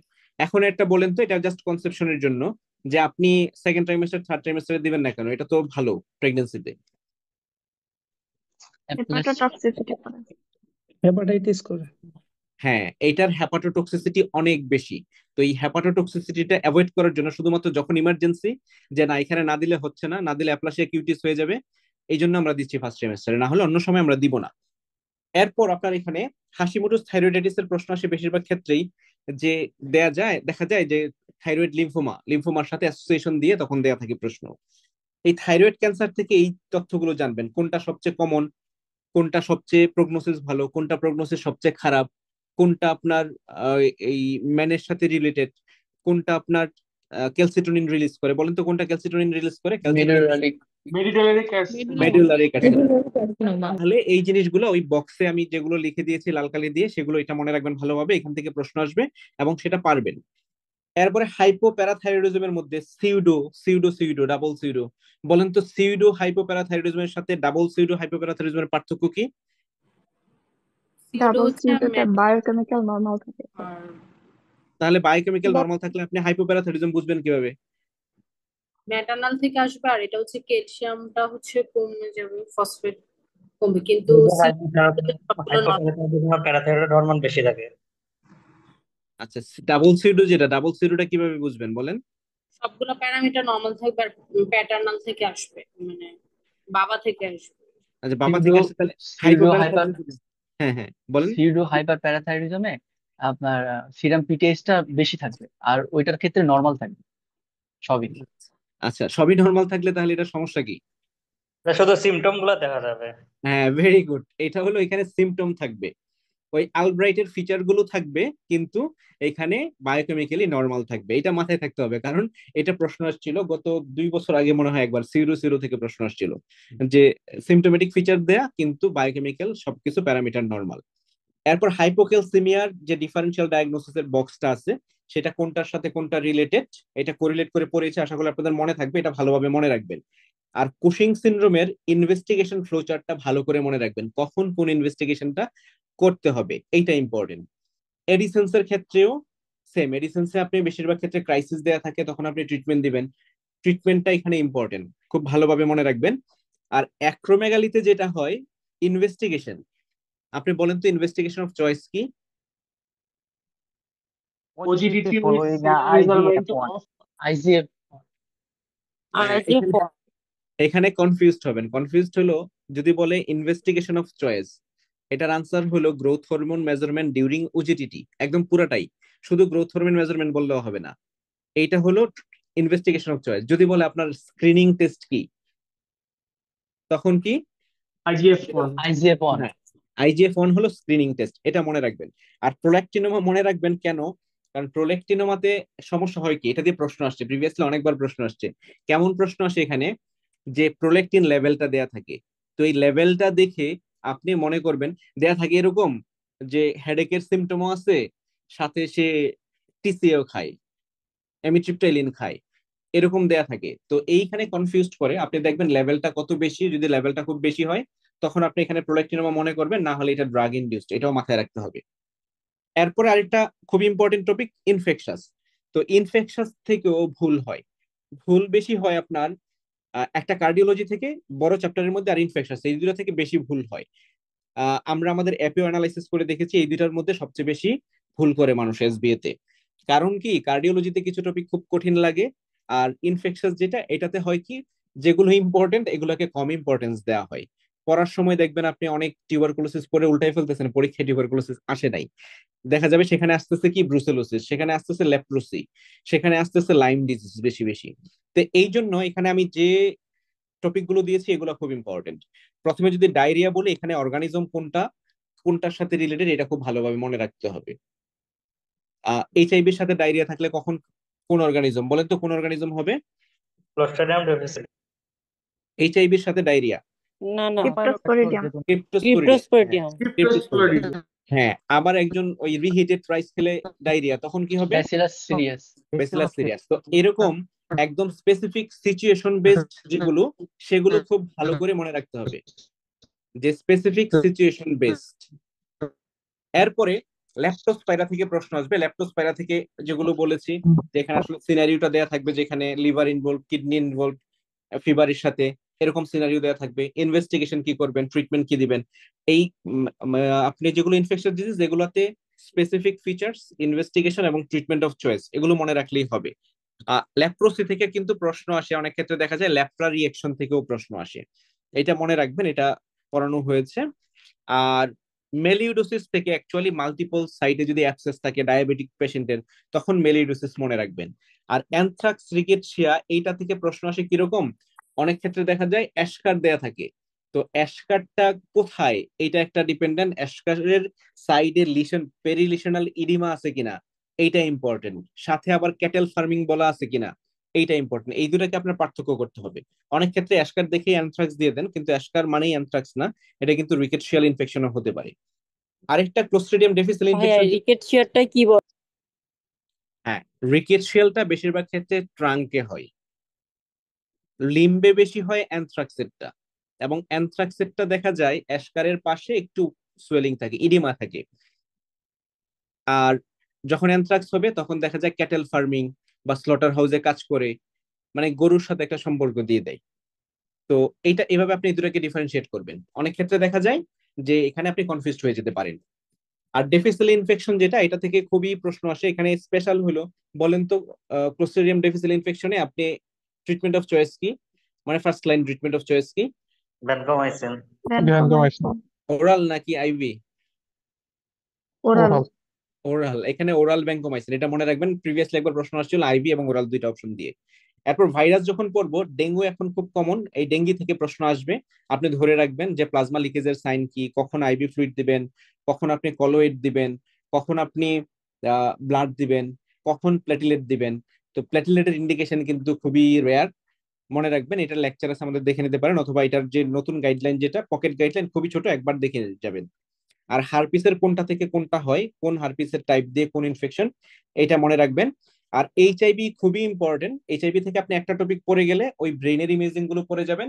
ওই ব্রেনের ইমেজিং এর যে ফাইন্ডিংটা বলা, ওইটা দিয়ে কি ডায়াগনোসিস, এটা দেখে যাবেন। এটা আমরা খুব ভালোভাবে ছবিগুলো সহ দিয়েছি। এরপরে ম্যালেরিয়া, কালাজার, এগুলো আসলে বাংলাদেশে কখনোই কম ইম্পর্টেন্ট হবে না, এটা সবসময় ইম্পর্টেন্ট ম্যালেরিয়া, কালাজার থেকে। তো এইখানে বেশিরভাগ ক্ষেত্রে ড্রাগ অফ চয়েস গুলো, ম্যালেরিয়াতে ফেলসিপ্যারাম হলে ড্রাগ অফ চয়েস কি, সিভিয়ার হলে কি, সিভিয়ার না হলে কি, ড্রাগ অফ চয়েস গুলো মনে রাখবেন। ভিতর থেকে দেখা যায় অনেক ক্ষেত্রে আমরা পারি। এরপর সিস্টোসিমেসিস থেকে মাঝে মাঝে প্রশ্ন আসে। আর ফাঙ্গাস থেকে বেশিরভাগ ক্ষেত্রে ফাঙ্গাল ইনফেকশনের চেয়ে বেশি আসে এটার ক্লাসিফিকেশন থেকে প্রশ্নটা। ডেভিডসনের যে প্রথমেই যে একটা ক্লাসিফিকেশন দেয়া আছে, এটাকে খুব ভালোভাবে পড়ে ফেলবেন কোনটা কোনটার। আর জেনিটাল আলসার, এটা খুবই ইম্পর্টেন্ট, এইটার অ্যাপ্রোচটা ভালোভাবে পড়বেন, যে এখানে আলসারটা পেইনফুল কিনা, লিম্ফ নোড যে ইনভলভ, লিম্ফ নোডটা পেইনফুল কিনা, এটার উপর ডিপেন্ড করে কোনটা কি হবে। এটার একটা ফ্লো চার্ট আছে, আপনারা দেখে নিতে পারেন। তারপর গনোরিয়া থেকে প্রশ্ন পড়বেন। গনোরিয়াতে অনেক সময় গনোরিয়ার সাথে আপনার দিয়ে দিল যে ট্যানোসাইনোভাইটিস, তো তখন আপনার এটা ডায়াগনোসিস কি হবে বলেন তো? ডিজিআই নাম শুনেছেন? Disseminated gonococcal infection. তো এই আপনার একদম ট্যানোসাইনোভাইটিস সহ দিয়ে, আর্থ্রাইটিস, ট্যানোসাইনোভাইটিস, অনেক সময় স্কিন লিশন সহ দিয়ে গনোরিয়ার সাথে, তখন আপনার এটাকে ডিসেমিনেটেড ইনফেকশন ইন্ডিকেট করে। তখন আপনাকে বলবে ট্রিটমেন্ট অফ চয়েস কি। আপনি মনে করতে পারেন যে ঠিক আছে, গনোরিয়া তো দিয়ে দিই 1 ডোজ অ্যান্টিবায়োটিক, এরকম না। তখন কিন্তু আপনার 2 দিন আইভি, তারপর 5 দিন ওরাল, 5 days ওরাল, টোটাল 7 দিন অ্যান্টিবায়োটিক দিতে হবে। তো এইটা মনে রাখবেন, ডিজিআইটা মাথায় রাখবেন। এটা স্যাররা একটু কঠিন মনে করলেই প্রশ্নটা দিতে পারে। এরপরে এই 4টা চ্যাপ্টার যখন শেষ আমাদের, তখন কিন্তু 60টা প্রশ্ন, 60টা প্রশ্ন পেয়েছি। ট্যানোসাইনোভাইটিসটা কিভাবে বোঝা যায়? এখানে কি ট্যানো মানে কি, টেন্ডন আপনার ওইখানে, যেমন অ্যানথেসাইটিস থাকবে সেখানে। আর সাইনোভাইটিস মানে কি, জয়েন্টে আপনার ইনফ্লামেশন থাকবে। এরপরে যেটা হলো গ্যাস্ট্রোএন্টেরোলজি, হ্যাপাটোলজি, তারপরে হলো রিউমাটোলজি, হ্যামাটোলজি, এগুলো সবগুলো হলো সেম ক্রাইটেরিয়াতে আপনি ইম্পর্টেন্স দিবেন। তো এগুলোতে অ্যারাউন্ড 10টার মতো করে প্রশ্ন থাকে, তার মানে আপনার এসবিএ থাকবে 5টার মতো করে ধরা যায়। তো এগুলোতে বেসিকের মধ্যে আপনি এই 2টা জিনিস পড়বেন গ্যাস্ট্রোতে। ডিজিজ পড়তে গিয়ে বেসিক অনেক সময় মিস হয়ে যায়, যেমন গাট হরমোন, এন্ডোস্কোপি, কোলোনোস্কোপি, অন্যান্য যেসব স্কোপি আছে, এগুলোর আপনার স্পেসিফিক ইন্ডিকেশন কোনটা, এটা মনে রাখবেন। অনেক ক্ষেত্রে এখানে কন্ট্রাইন্ডিকেশন কি, এটা কিন্তু একটা ব্যাক জিনিস, সেখান থেকেও দেখা যায় এসবিএ চলে আসছে, এই জন্য পড়বেন। তো পেপটিক আলসার ডিজিজ থেকে কি পড়বেন, বেশিরভাগ ক্ষেত্রে এখানে ইনভেস্টিগেশন গুলা পড়বেন, যে এখানে পড়বেন এইচ পাইলোরির জন্য কোন ইনভেস্টিগেশন গুলা করা হয়, ইনভেসিভ কোনগুলা, নন ইনভেসিভ কোনগুলা, গোল্ড স্ট্যান্ডার্ড কোনটা। গোল্ড স্ট্যান্ডার্ড কি বলেন তো? H culture. Microbiological culture. আবার এখানে আপনার প্রশ্ন আসবে যে আপনি এখানে ইরাডিকেশন থেরাপি দিয়েছেন, তারপর 2 মাস পর আসছে, আপনি ইরাডিকেশন কনফার্ম হয়েছে কিনা দেখার জন্য টেস্ট করতে চান, তখন কি করবেন? Urea breath test. আচ্ছা, ঠিক আছে, ভেরি গুড। তাহলে এইভাবে আপনি মনে রাখবেন, এখান থেকে কিন্তু এগুলো প্রশ্ন আসবে। তারপর জার্ড থেকে, জার্ডের সমস্যা হয় যেখানে ইনভেস্টিগেশন অফ চয়েস কি বলেন তো? জার্ডের ইনভেস্টিগেশন অফ চয়েস কি? Secretion stimulation test. Secretin. এখানে সমস্যা হয় কোথায় জানেন? দেখবেন 24 hour যে pH gold monitoring. Standard endoscopy. আচ্ছা 24 hour. আচ্ছা, গোল্ড স্ট্যান্ডার্ড হলো 24 আওয়ার পিএইচ মনিটরিং, এটা করলে গোল্ড স্ট্যান্ডার্ড হবে। কিন্তু আমি বলেছি ইনভেস্টিগেশন অফ চয়েস, ইনভেস্টিগেশন হলে এখানে এন্ডোস্কোপি করতে হয়, Endoscopy ডেভিডসনে বলা আছে। কেন? কারণ আপার যে এন্ডোস্কোপি করে আমরা অন্য প্যাথোলজি গুলোকে এক্সক্লুড করতে হবে, এটাতে ডায়াগনোসিস এটা করা যায় না, কিন্তু এক্সক্লুড করতে হয়, এবং সেইটাই এখানে বেশি ইম্পর্টেন্ট। এই জন্য ইনভেস্টিগেশন অফ চয়েস অফ সেটা। আর যখন আপনি যে না আপনি ডায়াগনোসিস করবেনই, তখন গোল্ড স্ট্যান্ডার্ড আপনি পিএইচ মনিটরিং করতে পারেন। এরপর একালিশিয়া থেকে প্রশ্ন আসে, আপনি এখানে ইনভেস্টিগেশন কি করবেন, ম্যানোমেট্রি করবেন, এটাই বেশিরভাগ ক্ষেত্রে আসে। সিলিয়াক ডিজিজ সাথে ডার্মাটাইটিস হার্পিটিফর্মিস, এটা থেকে প্রশ্ন আসে। স্কিন লিশন সহ থাকে, গ্লুটেন ফ্রি ডায়েট, এগুলো মনে রাখবেন। আইবিএস আইবিডি থেকে আইবিএস আপনি মনে রাখবেন কি, আইবিএস এ বেশিরভাগ ক্ষেত্রে প্রশ্ন আসে আপনার একটা হলো ডায়াগনোসিস দিয়ে, যে আপনার কোনো কিছু এন্ডোস্কোপি কোলোনোস্কোপি নরমাল এরকম বলে দেয়, সিনারিও খুবই সহজ প্রশ্ন। আবার কখনো কখনো আইবিএসসি অথবা আইবিএসডি দিয়ে ওইখানে ড্রাগটা জানতে চায়। আর আইবিডি থেকে আপনি বেশিরভাগ মনে রাখবেন যে কোন সাইটটা ক্রনসে বেশি এফেক্টেড হয়, কোন সাইট আলসারেটিভ কোলাইটিসে বেশি এফেক্টেড হয়, এগুলা খুব বেশি ইম্পর্টেন্ট। এরপরে এখানে যখন একিউট ফ্লেয়ার হয় তখন কি দিয়ে ট্রিটমেন্ট করি, এরপরে মনিটরিং কিভাবে করি, মনিটরিং থেকে কখনো প্রশ্ন আসে। একটা ক্রাইটেরিয়া আছে মনিটরিং এর, জানেন কি? আলসারেটিভ কোলাইটিসের ট্রুলাভ উইটস ক্রাইটেরিয়া, একটা ক্রাইটেরিয়ার নাম আছে, সেই ক্রাইটেরিয়াটার নাম মনে রাখতে পারেন। কখনো কখনো এরকম ক্রাইটেরিয়ার নাম দিয়ে আসতে পারে, যেহেতু গতবারের প্রশ্ন কিন্তু কিছু কঠিন হয়েছে, এবার যদি আসে তখন এরকম কিছু আসতে পারে। আর প্যানক্রিয়াটাইটিস থেকে একিউটটা বেশি ভালো করে পড়বেন, ক্রনিকটা থেকেও পড়বেন। তো একিউটটার ইনভেস্টিগেশন থেকে অনেক সময় প্রশ্ন আসে, যে আপনাকে বললো পারসিস্টেন্ট এলিভেটেড অ্যামাইলেজ, এটার মানে কি? Abscess. সিউরোসিস।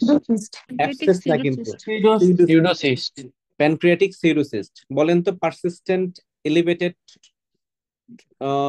ST elevation, persistently elevated ST elevation, তাহলে কি?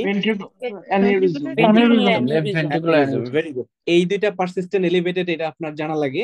আর প্যানক্রিয়াটিস এর একিউট এবং ক্রনিক দুইটাতেই হয়, এটা হলো সিরোসিস্ট এবং প্যানক্রিয়াটিক অ্যাবসেস। বলেন তো প্যানক্রিয়াটিক এই অ্যাবসেস। প্যানক্রিয়াটিক সিরোসিস্টে এই রিপিটেড সিরাম লাইপেসটা কতদিন পর করা হয়?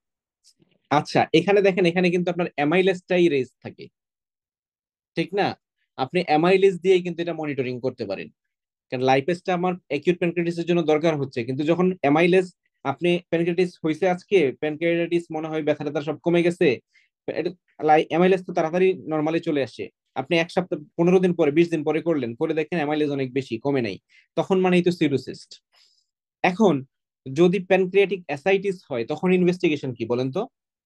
কি ইনভেস্টিগেশন করবেন সবাই?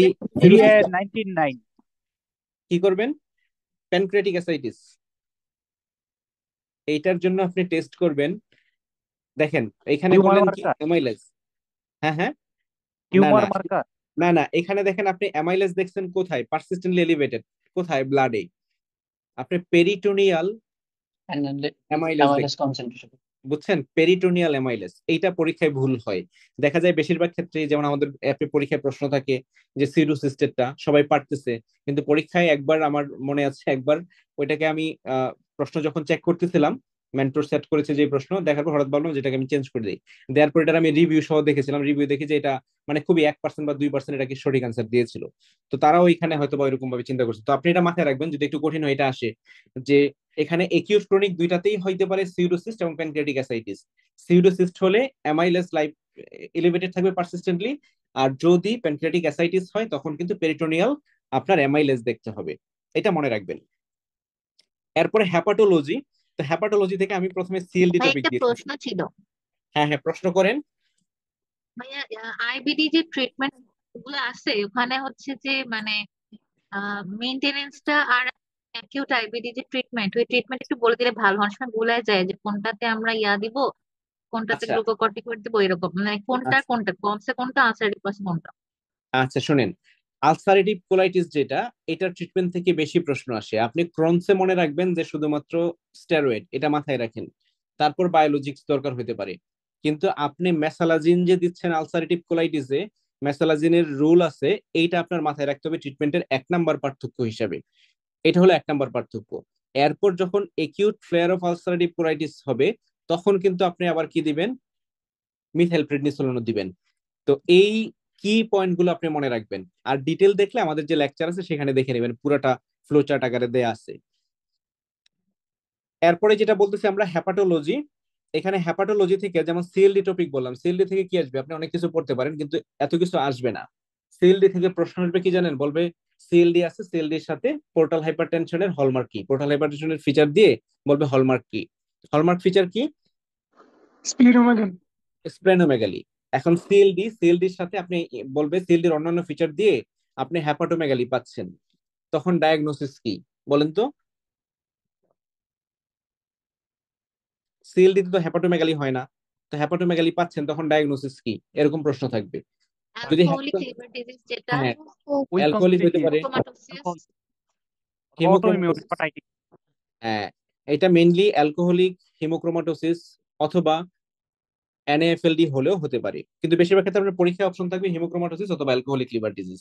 আর হ্যাপাটিক এনকেফালোপ্যাথি থেকে প্রিভিয়াসলি অনেকবার প্রশ্ন আসছে, যে এখানে আপনি মনে রাখবেন যে কোনগুলো এখানে আসলে ট্রিগারিং ফ্যাক্টর গুলো মনে রাখবেন। তো তারপরে এখানে আপনি মনে রাখবেন কি, যে হ্যাপাটিক এনকেফালোপ্যাথি একটা পেশেন্টের আছে, ওয়ার্ডে আপনি যাচ্ছেন, ওয়ার্ডে স্যারের সাথে রাউন্ড দিচ্ছেন, তখন আপনাকে বললো বেডসাইড একটা টেস্ট করার জন্য, কি টেস্ট করবেন? Clapping tremor. ফ্ল্যাপিং ট্রেমর, এটা প্রিভিয়াসলি প্রশ্ন আসছে এফসিপিএস এ, তো এটাকে মাথায় রাখবেন। আবার এখানে আপনার হ্যাপাটিক এনকেফালোপ্যাথিতে আপনার ইনভেস্টিগেশন অফ চয়েস আসছে, তাহলে আপনি কি দিবেন বলেন তো? ইইজি করতে হবে, বুঝছেন? ইইজি হলো ইনভেস্টিগেশন অফ চয়েস হ্যাপাটিক এনকেফালোপ্যাথিতে। তো নরমালি ইনভেস্টিগেশন গুলো সবগুলো পারা হয়, যেগুলোতে রেয়ার এটা আমি বলে দিলাম। আর পিবিসি পিএসসি অ্যাকচুয়ালি পার্থক্য করে পড়ে ফেলবেন, এখান থেকে প্রশ্ন আসে ফ্রিকুয়েন্টলি, এটা খুবই ইম্পর্টেন্ট, খুবই ইম্পর্টেন্ট। আর উইলসনস হিমোক্রোমাটোসিস এগুলো স্যারদের খুব প্রিয়, এটাকে ভালোভাবে দেখে নেবেন। হিমোক্রোমাটোসিসে কোনগুলো রিভার্সিবল না, এটা সহ দেখে নিতে হবে, এইটাও ইম্পর্টেন্ট। তো এখানে মনে রাখবেন।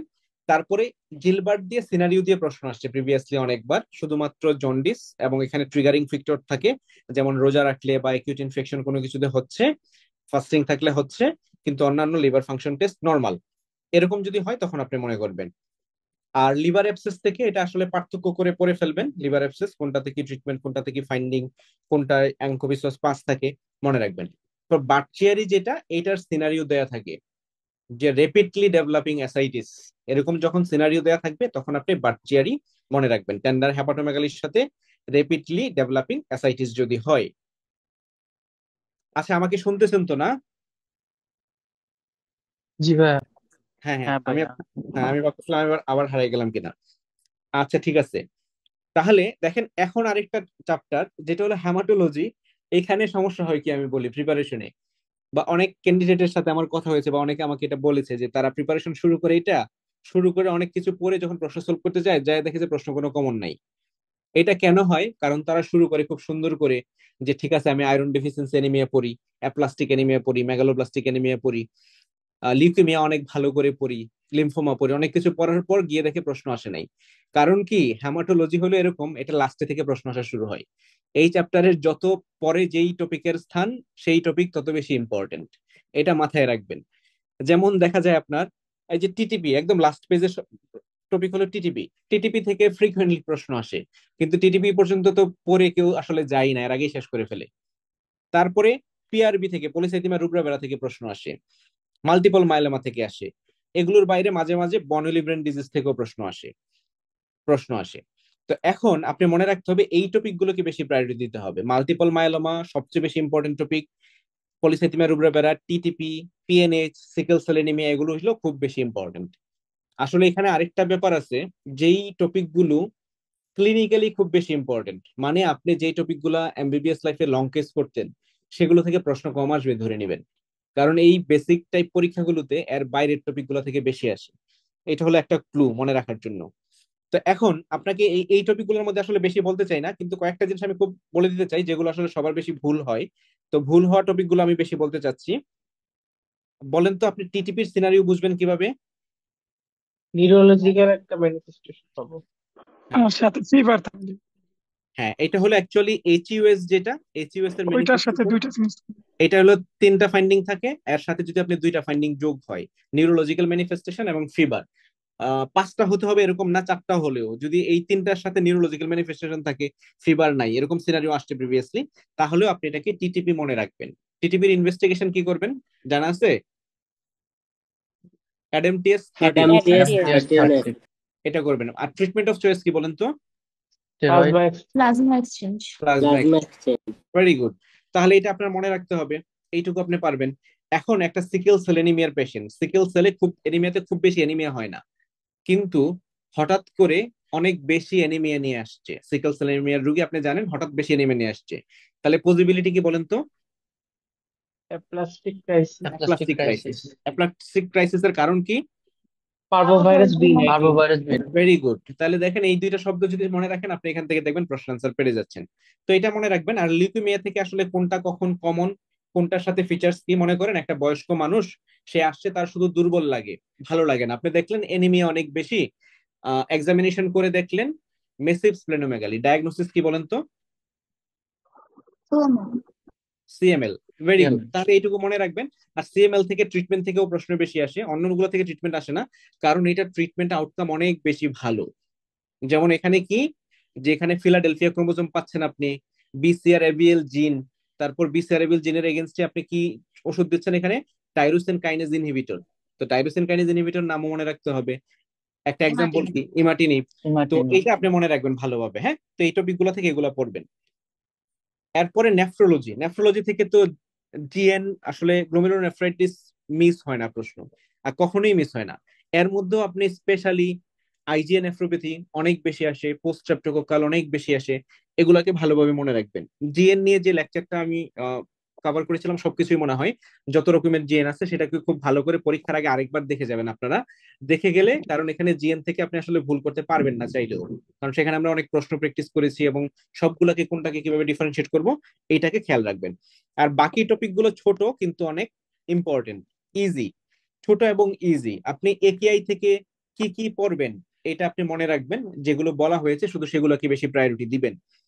এরপরে এডিপিকেডি এবং রেনাল আর্টারি স্টেনোসিস, এটা খুবই ছোট কিন্তু ইম্পর্টেন্ট টপিক, এখানেও মনে রাখবেন ভালোভাবে।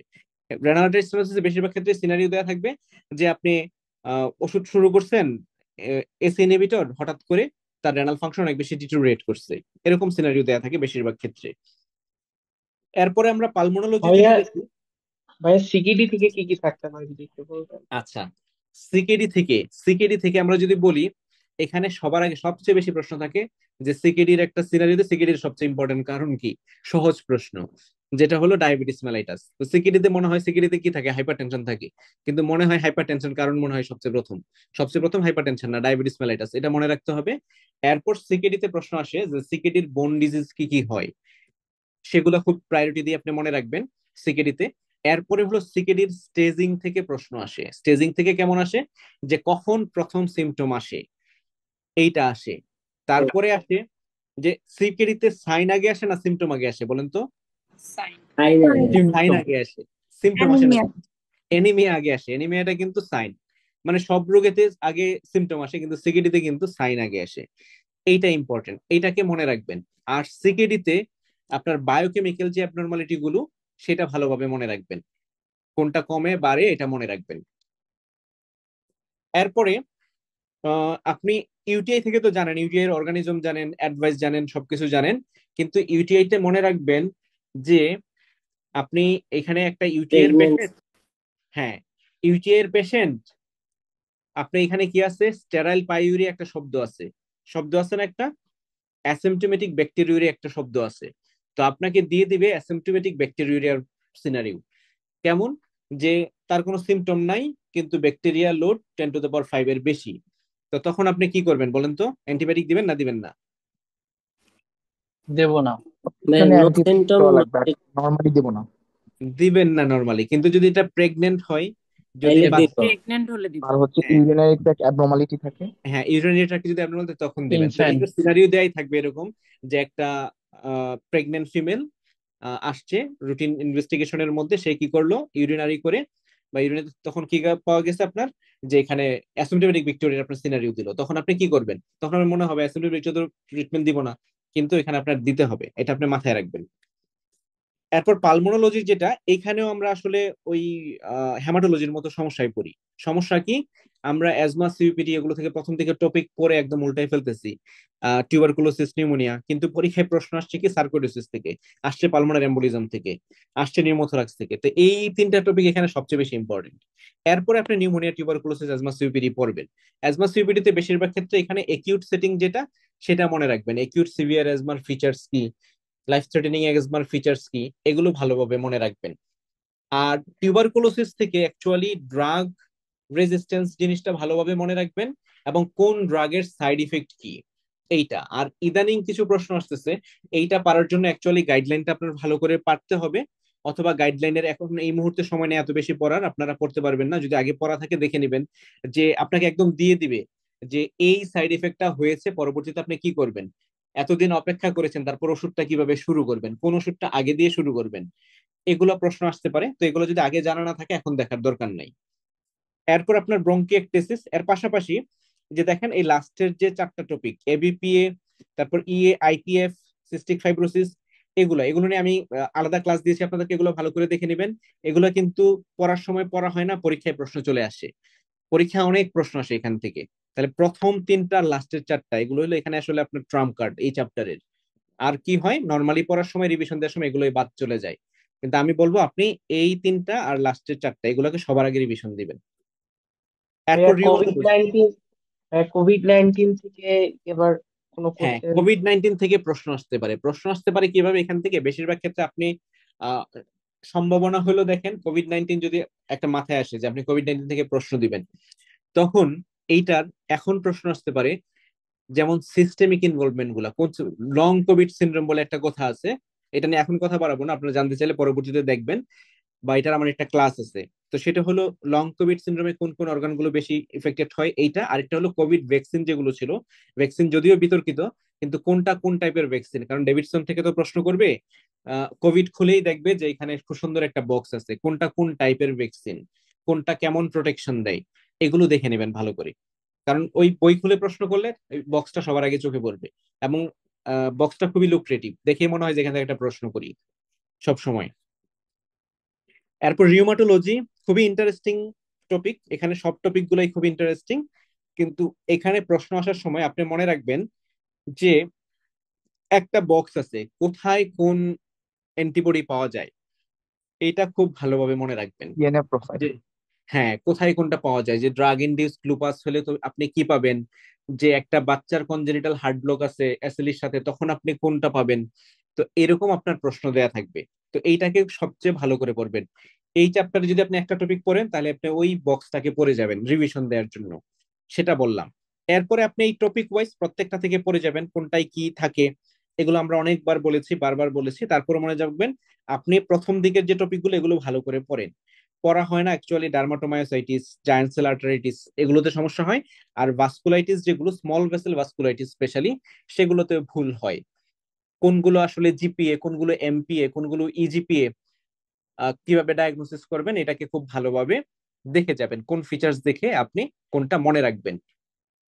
এজমাতে মনে করেন একটা এজমা কন্ট্রোল হচ্ছে না, আপনি মন্টিলুকাস দিলেন আরো বেড়ে যাচ্ছে, তাহলে কোনটা বলেন তো diagnosis? EGPA. EGPA, very good. তাহলে ওইখানে কিন্তু মন্টিলুকাস দিয়ে বেড়ে যায় একদম, এটা বলাই আছে। তো তাহলে আপনি এখানে স্মল ভেসেল ভাস্কুলাইটিস গুলো আসলে আশা করি ভালোভাবে মনে থাকবে, এটা খুব ডিফারেন্সিয়েট করে আপনাদের ক্লাস নিয়েছিলাম। এরপরে ছোট চ্যাপ্টারে আমরা চলে যাব। প্রথমে কিন্তু সবচেয়ে বেশি প্রশ্নের চ্যাপ্টার, এরপর সেকেন্ড ক্রাইটেরিয়া, এখন থার্ড ক্রাইটেরিয়াতে আমরা চলে আসছি। এইখানে ডার্মাটোলজি, সাইকিয়াট্রি, তারপর টক্সিকোলজি, তারপর আপনার বায়োস্ট্যাটিস্টিক্স, এগুলোকে মাথায় রাখতে হবে। ডার্মাটোলজি আপনি পড়ার সময় একদম স্টেপ বাই স্টেপ ক্রাইটেরিয়া কোনগুলোতে দিবেন এগুলো আমি বলে দিয়েছি।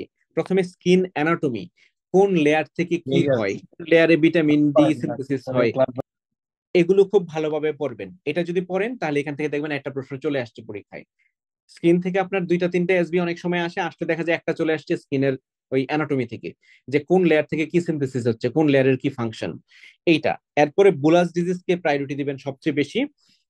এরপরে দেখেন আমরা এখানে অনেকগুলা স্কিন ডিজিজ পড়ি, সোরিয়াসিস পড়ি, এক্সিমা পড়ি, স্ক্যাবিস পড়ি, ফাঙ্গাল স্কিন ডিজিজ পড়ি।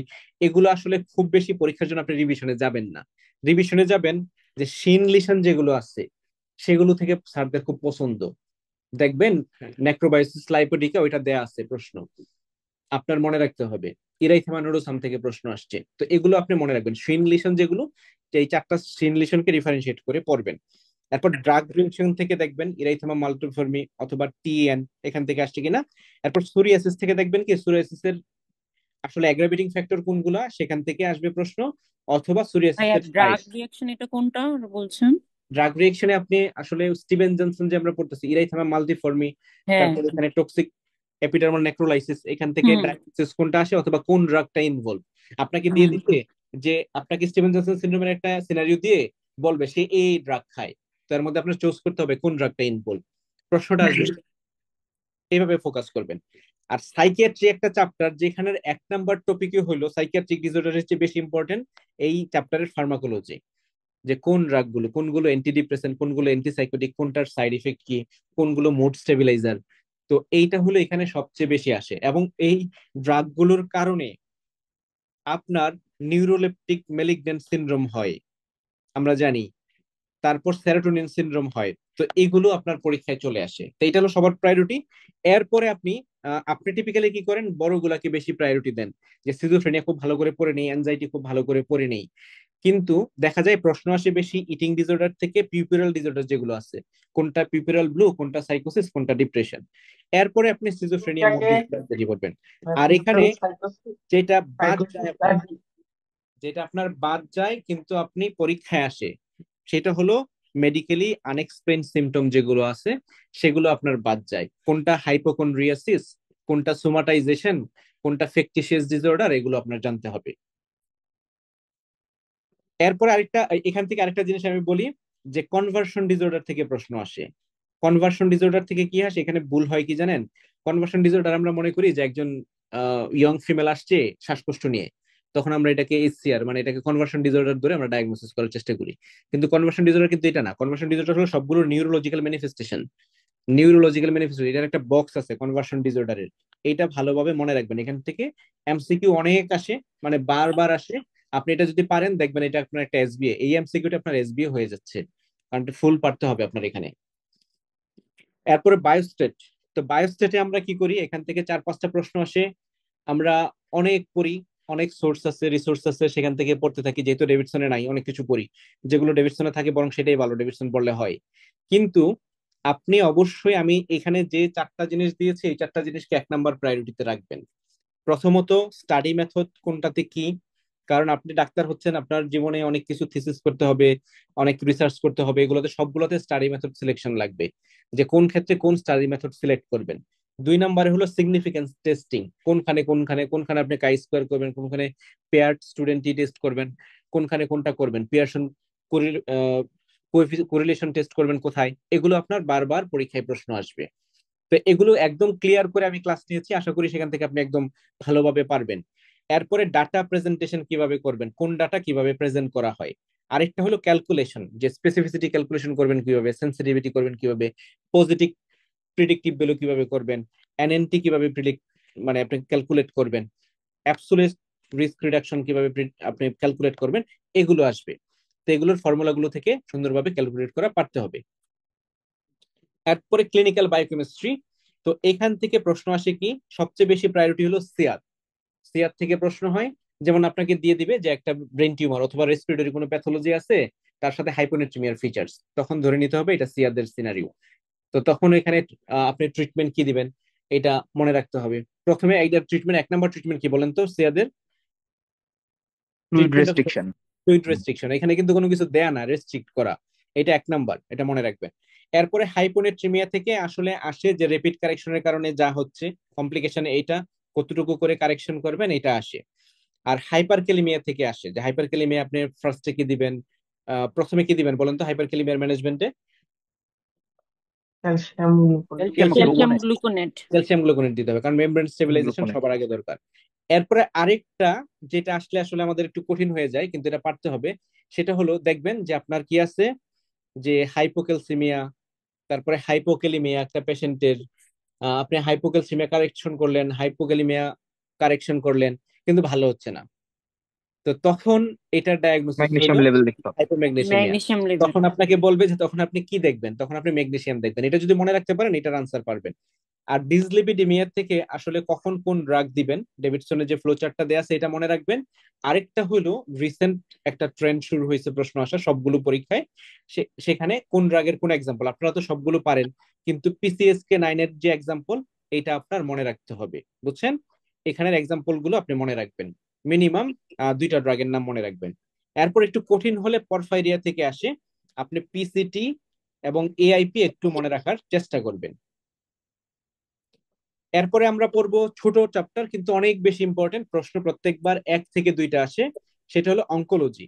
এখানে আপনি অঙ্কোলজিক্যাল ইমার্জেন্সি গুলো পড়লে একটা প্রশ্ন পাবেন, টিউমার লাইসিস সিনড্রোম, নিউট্রোপেনিক সেপসিস অথবা এসবিসি অথবা হাইপারক্যালসিয়ামিয়া, এখান থেকে একটা, আরেকটা আসবে টিউমার মার্কার থেকে। তো এই 2টা প্যাটার্নের প্রশ্ন এখানে আসেই। তো এই বক্সটাকে ভালোভাবে পড়বেন, এটা একদম ভেঙে ভেঙে কিন্তু আমি লেকচারে যে স্লাইড গুলো দিয়েছি এটাকে দেখবেন যে কোনটার সাথে কোনটা কিভাবে, একই জিনিসকে কয়েকবার ভেঙে ভেঙে দেওয়া হয়েছে এই বক্সটাকে, যেন আপনি পারেন, মনে রাখতে পারেন। ভাইয়া আর ক্লিনিক্যাল বায়োকেমিস্ট্রি কি একটা ক্লাস পাওয়া যায় তাহলে খুব ভালো হয়।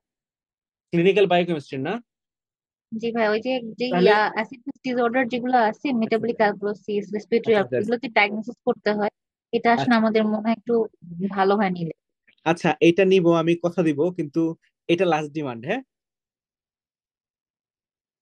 আচ্ছা কারণ ভাইয়া, সময় কোয়েশ্চেন কম তো। সম্ভবত আসে ভাইয়া, হ্যাঁ সময় হ্যাঁ, কম ভাইয়া। এখান থেকে সময় কম তো, তাহলে আমি শর্ট করে ওই জেনেটিক্স যে ক্লাস নিয়েছি, জেনেটিক্স বুঝতে পারছেন কিনা বলেন। ভাইয়া ক্লাসটা জেনেটিক্স এখনো করা হয় নাই আর কি। জেনেটিক্স ক্লাসটা করে ফেলবেন, কিন্তু জেনেটিক্স থেকে যে প্রশ্ন আসে জেনেটিক্স ক্লাসটা করে হ্যাঁ হ্যাঁ, ফেলবেন। গতকালকে যে ক্লাসটা আচ্ছা দিলাম আপলোড বুঝছি। হয়ে গেছে মেবি, আপলোড হয়ে গেলে হ্যাঁ ভাইয়া জেনেটিক্স আপলোড ক্লাসটা হয়ে করে গেছে। ফেলবেন। জেনেটিক্স ক্লাসটা করে ফেলবেন, এখানে সবচেয়ে বেশি ভুল করবেন আপনারা যে কত পার্সেন্ট তার ট্রান্সমিশন রেট হবে, কোন হ্যাঁ জেনেটিক ডিসঅর্ডারটা কত পার্সেন্ট হবে, এটা পরীক্ষায় বারবার ভুল করবেন। এটা আমি খুব সিম্পলিফাইড করার চেষ্টা করেছি, এটাকে আপনারা কি করবেন, ভালো করে দেখে ফেলবেন। জেনেটিক্স গতকালকে যেটা আপলোড হলো, ঠিক আছে, আমি মাথায় রাখলাম যে ক্লিনিক্যাল বায়োকেমিস্ট্রি থেকে যে জটিল গুলো যেগুলো আসে, স্পেশালি অ্যাসিড বেস ডিসঅর্ডার, এগুলো থেকে এগুলো আমি ক্লিয়ার করার চেষ্টা করব। এরপর জেনেটিক্স থেকে অ্যাকচুয়ালি বেশি কিছু বললাম না, কারণ জেনেটিক্স থেকে রিসেন্টলি গতকালকে ক্লাস নিলাম। তো এটা ভালোভাবে মনে রাখবেন, এক্সাম্পল কিভাবে মনে রাখবেন, ক্যারেক্টারিস্টিক্স নামাজ কিভাবে। পড়তে যান, আরেকটা হলো নামাজ ট্রান্সমিশন পড়ে এসে রেটটা, মশারিটা। বেশি প্রায়োরিটি দিবেন, কারণ পরীক্ষায় ভুল এটা বেশি হয়।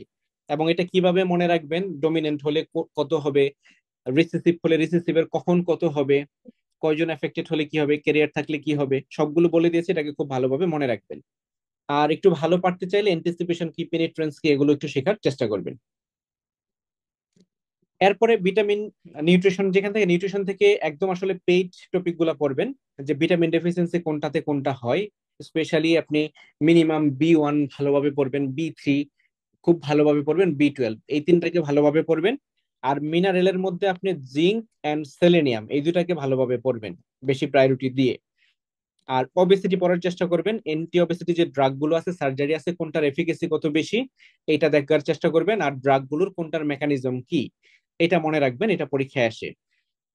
এরপর পয়জনিং ছোট চ্যাপ্টার কিন্তু ইম্পর্টেন্ট, তো সবার লাস্টেরটা আগে বলবো, স্ন্যাক বাইট থেকে পড়বেন। স্ন্যাক বাইটের যে সিনড্রোম গুলো আছে, যে কোন কোন ফিচার্স থাকলে কোন স্ন্যাক, এটা জানার চেষ্টা করবেন। আর স্ন্যাক বাইটের অ্যান্টিভেনমের ইন্ডিকেশন, স্পেসিফিক জেনারেল ইন্ডিকেশন, এই 2টা ভালোভাবে মনে রাখবেন। এরপরে অ্যান্টিডোটের যে বক্সটা এটা দেখে রাখবেন, এনএমএস সেরোটোনিন সিনড্রোম এটা বললাম, দেখে রাখবেন। আর পয়জনিং এর মধ্যে ওপিসি তো আমরা পড়ি, কিন্তু প্যারাসিটামল, টিসিএ এখান থেকে আসতে পারে। যেমন টিসিএ পয়জনিং দেয়া থাকবে, আপনার এখানে কি ট্রিটমেন্ট দিবেন, দেয়া থাকবে যে টিসিএ পয়জনিং অনেক কিছু, কি হচ্ছে তার এরিথমিয়া হচ্ছে, এই হচ্ছে সেই হচ্ছে, কিন্তু আপনি ট্রিটমেন্ট দিবেন এখানে সোডিয়াম বাইকার্বনেট। তো এটা খুব ইম্পর্টেন্ট, টিসিএ পয়জনিংটা ভালোভাবে পড়বেন। এরপরে ইমিউনোলজি থেকে খুব কম টপিক কিন্তু পড়ে ফেলবেন।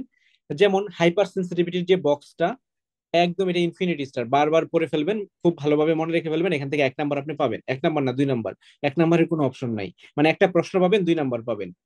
এরপরে এই 3টা থেকে একটা আসে প্রায়, হাইপার সেন্সিটিভ থেকে বেশিরভাগ সময় আসে, আর এই 3টা থেকে আসে। অ্যানাফাইলেক্সিস থেকে আসে, যেখানে আপনি ট্রিটমেন্ট কি দিবেন। আর অ্যামাইলোইডোসিস থেকে যে টাইপ গুলো আছে, ভিডিওতে যেভাবে আপনাদেরকে এক্সপ্লেন করছি ওই টাইপ থেকে মনে রাখবেন। আর এনজিওডিমা থেকে মনে রাখবেন, এনজিওডিমা থেকে বেশিরভাগ প্রশ্ন আসে হেরিডিটারি এনজিওডিমা, এইটাকে আলাদাভাবে মনে রাখবেন।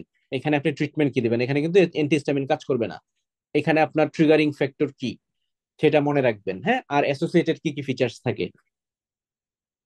এরপর এবার আগে থেকে একটা প্রশ্ন ছিল লাস্ট, হ্যাঁ বলেন। স্যার। ভাইয়া হচ্ছে যেগুলো হতো যে মাসেল টেস্ট, তারপর স্পেসিফিক আইজিই, কোনটা কোনটার ট্রিটমেন্ট, এটা হচ্ছে একটু পেঁচিয়ে যায়, একটু কি একটু আচ্ছা আচ্ছা, ক্লিয়ার ঠিক করে আছে, দেওয়া যায়? তাহলে এটা আমি একদম ক্লিয়ার করে ছোট একটা স্লাইডে দিয়ে দেবো। আমার একটা স্লাইডে তৈরি করা আছে, এটা অ্যাকচুয়ালি আমার সিটিতে বেশি লাগে, তারপর আপনাদের জন্য এটা আমি দিয়ে দিব, আমি গ্রুপে শেয়ার করে আচ্ছা দিব, এটা দেখে নেবেন। হ্যাঁ, জি ভাই, আর থ্যাংক ইউ। কারণ এটা গতবার প্রশ্ন আসছে, এটা হ্যাঁ হ্যাঁ, এটার কতবার প্রশ্ন আচ্ছা, আসছিল ভাইয়া। ঠিক আছে, তাহলে এই টপিকটা আমার মাথায় আসে নাই গতবার প্রশ্ন যে আমি যখন দেখলাম। ওই ঠিক আছে, ল্যাটেক্স গ্লাভস দিয়ে আসছিল ভাই। আচ্ছা হ্যাঁ আচ্ছা, হ্যাঁ। ল্যাটেক্স গ্লাভস দিয়ে আসছিল। ও, এটা তো হ্যাঁ এমআরসিপির টপিক, তারপর আমি দিয়ে দিব এটাকে। হ্যাঁ, এটার গুছানো একটা স্লাইড আছে আমার, এই স্লাইডটা আমি আপনাদের সাথে শেয়ার করে দিব, মানে একটা স্লাইড শুধুমাত্র, এই স্লাইডটার ছবি দিয়ে দিলে আপনি এটা পারা যাবেন। এরপর জেরিয়াট্রিক্স থেকে, জেরিয়াট্রিক্স মিস দিবেন না এই জন্য যে কারণ এখান থেকে একটা প্রশ্ন আসে প্রায়। প্রশ্ন আসে কি থেকে, যখন ডিমেনশিয়া থেকে আসবে তখন আপনি নিউরোলজি বলেন, জেরিয়াট্রিক্স বলেন, এখান থেকে আপনার পারতে হবে। আরেকটা ইনকন্টিনেন্স, কোন টাইপের ইনকন্টিনেন্স ডায়াগনোসিস পারতে হবে একটা। আরেকটা হলো ট্রিটমেন্ট কি। যেমন মনে করেন যে আপনার একটা দিল আর্জ ইনকন্টিনেন্স, তাহলে আর্জ ইনকন্টিনেন্স আপনি ট্রিটমেন্ট কি দিবেন বলেন তো? প্রথম ট্রিটমেন্ট কি দিবেন? স্ট্রেস। হ্যাঁ হ্যাঁ, কি দিবেন? আপনি আপনি যদি কেবল, হ্যাঁ, এখানে কিন্তু আর্জ ইনকন্টিনেন্স আপনি অ্যান্টিমাস্কারিনিক দিবেন, আর ক্যাজুয়াল এক্সারসাইজ দিবেন কিসে? স্ট্রেস ইনকন্টিনেন্স হলে। তো এটা আপনার মনে রাখতে হবে, এটা আপনার সবচেয়ে বেশি কনফিউশন হয়। এরপরে ডিমেনশিয়া থেকে তো দেখবেন, ডিমেনশিয়াতে যে আসলে কোনটা অ্যালজাইমার, কোনটা ফ্রন্টোটেম্পোরাল ডিমেনশিয়া, এটা আপনার জানতে পারতে হবে। লিও বডি কোনটা, মনে রাখতে হবে। আর ফল থেকে প্রশ্ন ভাই আসে। অ্যালঝেইমার্সে কোন রোগটা সবচাইতে বেশি যায়? আচ্ছা, আপনার অ্যালজাইমারে বলেন তো, অ্যালজাইমারের প্যাথোলজিটা কি? অ্যালজাইমারে এখানে প্রোটিন গুলো ইনক্লুশন যেগুলো, বডি। আচ্ছা, ইনক্লুশন বডি গুলোর তো নাম আছে, কোনটা অ্যালজাইমারে, কোনটা এফটিপি তে, মানে এফটিডি তে, এইটা আপনার মনে রাখতে হয়, বুঝছেন? অ্যালজাইমারে আপনি দেখেন টাউ প্রোটিন কোনটায় বেশি বলেন তো? Liu body. Liu body. তো লিউ বডির স্পেসিফিক ফিচার কি থাকে বলেন তো? মানে লিউ বডি আপনি ডায়াগনোসিস কি কি দিয়ে করবেন? পার্কিনসনিজম প্লাস পার্কিনসনিজমের ভিজুয়াল ফিচার থাকবে হ্যালুসিনেশন। আর হ্যাঁ ভিজুয়াল হ্যাঁ, হ্যালুসিনেশন। ভিজুয়াল হ্যালুসিনেশন থাকে। তো আমরা অনেক সময় মনে রাখি যে এখানে সমস্যা হয় কি, আসতেছে প্রশ্ন যে এখানে আপনার পার্কিনসনের ফিচার নাই, শুধু ভিজুয়াল হ্যালুসিনেশন আছে, তখন কিন্তু আপনার ডায়াগনোসিস করতে হবে। তো এখন প্যাথোলজি থেকে যদি দেখেন যে পার্কিনসনের যে প্যাথোলজি, লিউ বডিতে সেম প্যাথোলজি, কিন্তু অ্যালজাইমারে আপনার ফিচার্স গুলো কি থাকে বলেন তো? সবচেয়ে বেশি ফিচার্স কি, কমন ফিচার কি অ্যালজাইমারে? মেমোরি লস ছাড়া, ডিমেনশিয়া। মেমোরি লস তো থাকে সবগুলোতেই, বলেন তো? নিউ মেমোরি তৈরি হতে পারে নিউ না। ইনফরমেশন নিতে পারে না। নিউ ইনফরমেশন নিতে পারে না। তো ইনফরমেশন আমরা নেই কোথায় বলেন তো? ফ্রন্টাল। ফ্রন্টাল আপনার এক্সিকিউটিভ ফাংশন করে বেশি। আরেকজন কি হিপোক্যাম্পাস। বলতেছিলেন সেটা হিপ্পোক্যাম্পাস। হিপ্পোক্যাম্পাসে হলো আমরা মেমোরি গুলো নেই, শর্ট টার্ম মেমোরি গুলো হিপ্পোক্যাম্পাসে থাকে। তাহলে হিপ্পোক্যাম্পাস কোথায় থাকে? হিপ্পোক্যাম্পাস থাকে টেম্পোরাল লোবে। তাহলে কোন লোবটা হবে ইম্পর্টেন্ট বলেন তো? টেম্পোরাল। Temporal lobe. কিন্তু পরবর্তীতে টেম্পোরালের পরেই সেটা প্যারাইটালে যায়, প্যারাইটালের ফ্রন্টালে যায়। যেটা ফ্রন্টাল লোব যদি বেশি ইনভলভ হয় তখন সেটা কোন ডিমেনশিয়া বলেন তো? Frontotemporal dementia.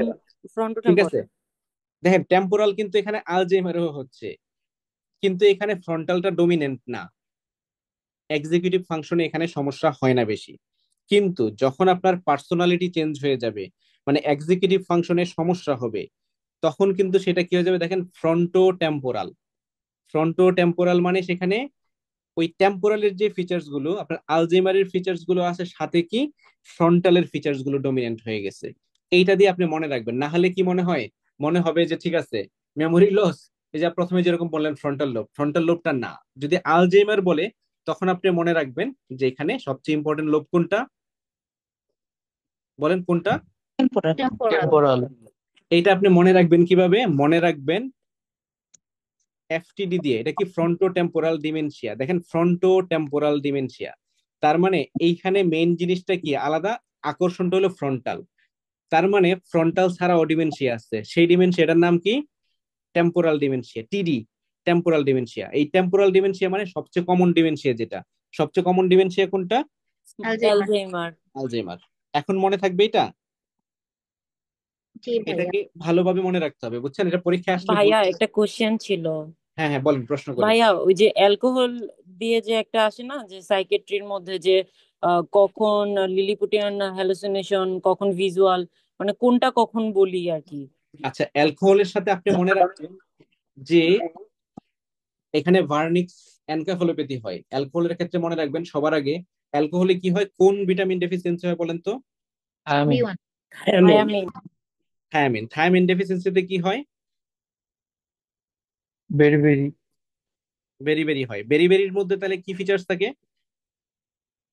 ওয়েট বেরিবেরিয়ান আচ্ছা, ড্রাই বেরিতে অপথ্যালমোপ্লাজিয়া কি ফিচার্স থাকে বলেন তো? টিএনএস এর ফিচার। অ্যাটাক্সিয়া থাকবে টিএনএস টাইপের অপথ্যালমোপ্লাজিয়া অ্যাটাক্সিয়া কনফিউশন আচ্ছা এই নিস্টিগমাস আচ্ছা ঠিক আছে, এখানে একটা ট্রায়াড আছে, ট্রায়াডটার মধ্যে কি কি থাকে বলেন? ভার্নিক্স অ্যাটেক্সি এনকেফালোপ্যাথিতে ট্রায়াড কি থাকে? অপথ্যালমোপ্লাজিয়া অ্যাটাক্সিয়া আর কনফিউশন হ্যাঁ, অপথ্যালমোপ্লাজিয়া কনফিউশন অ্যাটাক্সিয়া এটাকে বলা হয়। অপথ্যালমোপ্লাজিয়া হ্যাঁ, কনফিউশন, অ্যাটাক্সিয়া, অপথ্যালমোপ্লাজিয়া।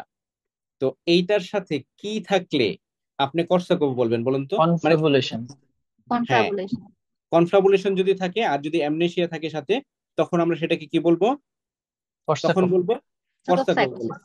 এখন যে অ্যালকোহলের কারণে দেখেন এই যে আপনার ওয়ার্নিকি কর্সাকফ সিনড্রোম হইলো, এটা হয় কিভাবে? অ্যালকোহল থেকে থায়ামিন কমে। কিন্তু অ্যালকোহলের কারণে আপনার ক্রনিক একটা প্রোগ্রেসিভ অ্যালকোহল ইউজের কারণে কগনিটিভ ডিক্লাইনমেন্ট যেগুলা হয়, এর মধ্যে কোন লোবটা বেশি মানে ইম্পর্টেন্ট বলেন তো? কোন লোবটা বেশি ইম্পর্টেন্ট, কোন লোবটা ড্যামেজ বেশি হয়? এখানে আপনার মনে রাখতে হবে অ্যালকোহল দিয়ে কিন্তু ফ্রন্টাল লোবও ড্যামেজ হয়। তো ফ্রন্টাল লোব ড্যামেজের কারণে বাকি যত সব ফিচার্স আছে সেই ফিচার্স গুলো হয়। এখন আপনি যখন কর্টিক্যাল লোবার ডিসফাংশন দেখবেন, ফ্রন্টাল লোবের যে ফিচার্স গুলো সেই সবগুলো ক্রনিক অ্যালকোহল অ্যাবিউজ যখন হয় তখন কি হয়? এগুলো আপনার সবসময় সবগুলো ফিচার্স আসতে থাকে একটার পর একটা। যদি দেখেন আপনি যে লং টার্ম অ্যালকোহল অ্যাবিউজ আছে একটা পেশেন্টের, তখন আপনি সেখানে এমআরআই ফাইন্ডিং কি পাবেন তাহলে বলেন তো? কোথায় পাবেন? ফ্রন্টাল লোবে। ফ্রন্টাল লোবে। ফ্রন্টাল লোবের পরে সেকেন্ড কোথায় পাবেন? টেম্পোরাল টেম্পোরাল না, এটা প্রশ্ন আসছিল একবার। মানে ফ্রন্টাল লোব, ফ্রন্টাল প্লাস আপনার temporal lobe, frontal plus pons, frontal plus cerebellum, এরকম প্রশ্ন দেওয়া ছিল। বলেন তো এটা? সেরেবেলাম সেরেবেলাম। এটা মনে রাখতে হবে কারণ এটা প্রিভিয়াসলি প্রশ্ন আসছে। তাহলে এটা আপনি মনে, অ্যাটেক্সিয়া আছে তো জি হ্যাঁ কারণ এখানে কি আছে? অ্যাটেক্সিয়া হচ্ছে, ঠিক আছে। হুম হুম আরেকটা হলো, এটা অ্যাকচুয়ালি মনে রাখবেন কিভাবে? যে অ্যালকোহল খেলে কি হয়? মানুষ হেলে দুলে চলে, ঠিক না? হুম হেলে দুলে চলে, সে ব্যালেন্স রাখতে পারে না। তো এইটা কিন্তু এমআরআই ফাইন্ডিং এ বলছে যে কোন কোন লোব ইনভলভ, মানে কোন লোব ইনভলভ, এটা পরীক্ষায় প্রশ্ন আসছে, বুঝছেন?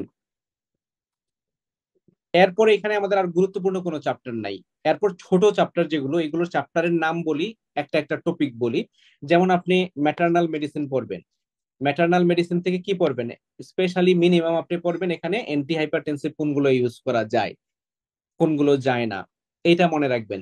এরপর একিউট মেডিসিন থেকে অ্যাকচুয়ালি পার্ট ওয়ানে খুব বেশি প্রশ্ন আসে নাই, মিড টার্ম বা পরবর্তীতে প্রশ্ন আসে বেশি। তারপর এখান থেকে একিউট মেডিসিন থেকে আপনি সেপসিস জিনিসটা জেনে রাখতে পারেন, সেপসিসটা পড়ে রাখতে পারেন। তারপর সেপসিস স্পেশালি যখন হাইপোটেনশন হয়, হাইপোটেনশনটাকে কিভাবে ম্যানেজ করবেন এইটা মনে রাখতে পারেন। এরপরে আর গুরুত্বপূর্ণ চ্যাপ্টার কি আছে? এনভায়রনমেন্ট বলা হয় নাই? না। এনভায়রনমেন্ট বলা হয় নাই না? এনভায়রনমেন্ট তো আমি স্লাইড নিয়েছিলাম, এনভায়রনমেন্ট স্লাইড হারাই গেল নাকি? আচ্ছা, এনভায়রনমেন্ট বলা হয়নি, এনভায়রনমেন্টটা মিসিং হয়ে গেছে। আচ্ছা, এনভায়রনমেন্ট থেকে কোন টপিক গুলো ইম্পর্টেন্ট? আপনি এখন সবচেয়ে মানে অনেক বেশি প্রোগ্রাম হয়, যে স্যাররা প্রশ্ন করবে সেই স্যাররা অনেক বেশি প্রোগ্রামে আলোচনা করতেছে হিট স্ট্রোক নিয়ে। তো এখন হিট স্ট্রোকটা ভালোভাবে পড়বেন এখান থেকে, এটা ইম্পর্টেন্ট। আরেকটা হলো হাই অ্যালটিটিউড রিলেটেড যে সমস্যাগুলো, অ্যাকিউট মাইন্ট্রেন সিকনেস কি, তারপর আপনি হেপ কি, হেস কি, এগুলো ভালোভাবে মনে রাখবেন। আর আর কয়েকটা জিনিস আছে, আপনি এখানে কয়েকটা টিপস আপনি মনে রাখবেন পরীক্ষায় আনসার করার ক্ষেত্রে, যেগুলো আপনার এখানে পরীক্ষায় অনেক বেশি লাগবে। সেটা হলো কি, আপনি যখন এসবি আনসার করতে যাবেন সেখানে অনেকগুলা ডিস্ট্রাকশন দেয়া থাকবে, বলা থাকবে যে এই ফিচার ওই ফিচার্স। তো তখন আপনি ওই ফিচার্স গুলো মিলিয়ে কমপ্লিকেটেড করতে যাবেন না, যেখানে যেটা ডিফাইনিং ফিচার বলা থাকবে আপনি সেটাকে ডায়াগনোসিস করে ফেলবেন। মানে একটা ডিজিজ ডিফাইনিং কতগুলো ফিচার্স আছে, প্রত্যেকটা ডিজিজেরই কতগুলো একদম ডিজিজ ডিফাইনিং ফিচার, সেই ফিচার যখন থাকবে তখন আপনি ডিস্ট্রাকশন গুলো যেগুলো সেগুলোকে মাথায় রাখবেন না। রাখলে কি হয়? আপনি অনেক কমপ্লেক্স বেগে আনকমন একটা আনসার দিচ্ছেন দেখা যাবে, তখন আপনার কি করবে? এটা একদম আপনাকে ট্র্যাক থেকে দূরে সরাই নিবে। এটা হলো এক নাম্বার কথা, আপনি মনে রাখবেন পরীক্ষার সময়। আরেকটা হলো আপনি মনে রাখবেন বেশিরভাগ ক্ষেত্রেই যে ডিজিজ গুলো এই যে এখানে আমরা বললাম এগুলো বললাম কেন, দেখবেন যে এখানে আমরা অনেক কিছু বলি নাই। কেন বলি নাই? কারণ প্রিভিয়াসলি প্রশ্নে দেখা গেছে সার্চদের এগুলোর মধ্যে অনেক বেশি মানে প্রিফারেন্স আছে, এই টপিক গুলো থেকে প্রশ্ন বেশি দিচ্ছে। তো ডায়াগনোসিসে যদি আপনার এগুলোর মধ্যে মিলে তখন এগুলাকে আপনি প্রিফারেন্স দিবেন অন্যগুলার চেয়ে, কারণ এগুলো থেকে প্রশ্ন প্রিভিয়াসলি বেশি আসছে। আরেকটা হলো, আপনি যখন ডায়াগনোসিসটা পারতেছেন না তখন আপনি এক্সক্লুশন মেথডে দেখবেন যে এটা আছে তার মানে তো এটা হবে না। আপনার মনে করেন যে একটা আপার মোটর নিউরন লিশনের ফিচার্স আছে, তখন তো এটা জিবিএস হবে না, এটা কনফার্ম, এটা বুঝতেছেন। তো এরকম ভাবে আপনি একটার পর একটা এক্সক্লুড করবেন, যে এক্সক্লুশন করে পরবর্তীতে যেগুলো থাকবে দুইটা বা একটা, সেখানে আপনি দেখবেন মানে বেস্ট পসিবিলিটি কোনটা। এটা হলো আপনার এসবিআই আনসার করার জন্য ওয়ে। আরেকটা হলো, গতবার আসছে অনেক বেশি বড় বড় প্রশ্ন, একটা স্টেমই অনেক বড়, 4 লাইন 5 লাইন 6 লাইনের মানে এমআরসিপির মতো আসছে। তখন আপনার কি করতে হবে, একটা যখন আপনি প্রশ্নের স্টেম দেখবেন লাস্ট লাইনে দেখবেন কি চাওয়া হয়েছে এটার সাথে মিলে কিনা। আপনি এখানে আইডিয়াল নিয়ম হলো যে প্রশ্নের লাস্ট লাইন দেখবেন, লাস্ট লাইন দেখে অপশন গুলা দেখবেন। দেখলে এই অপশন গুলো আপনার প্রশ্ন যখন পড়বেন দেখা যাবে লাস্ট লাইন দেখে বুঝেন নাই, ফার্স্টের থেকে শুরু করছেন, শুরু করে 2টা ওয়ার্ড পড়ার পরেই মনে হয়েছে এটা তো শুধুমাত্র এটার সাথেই মিলে আর কারোর সাথে মিলে না।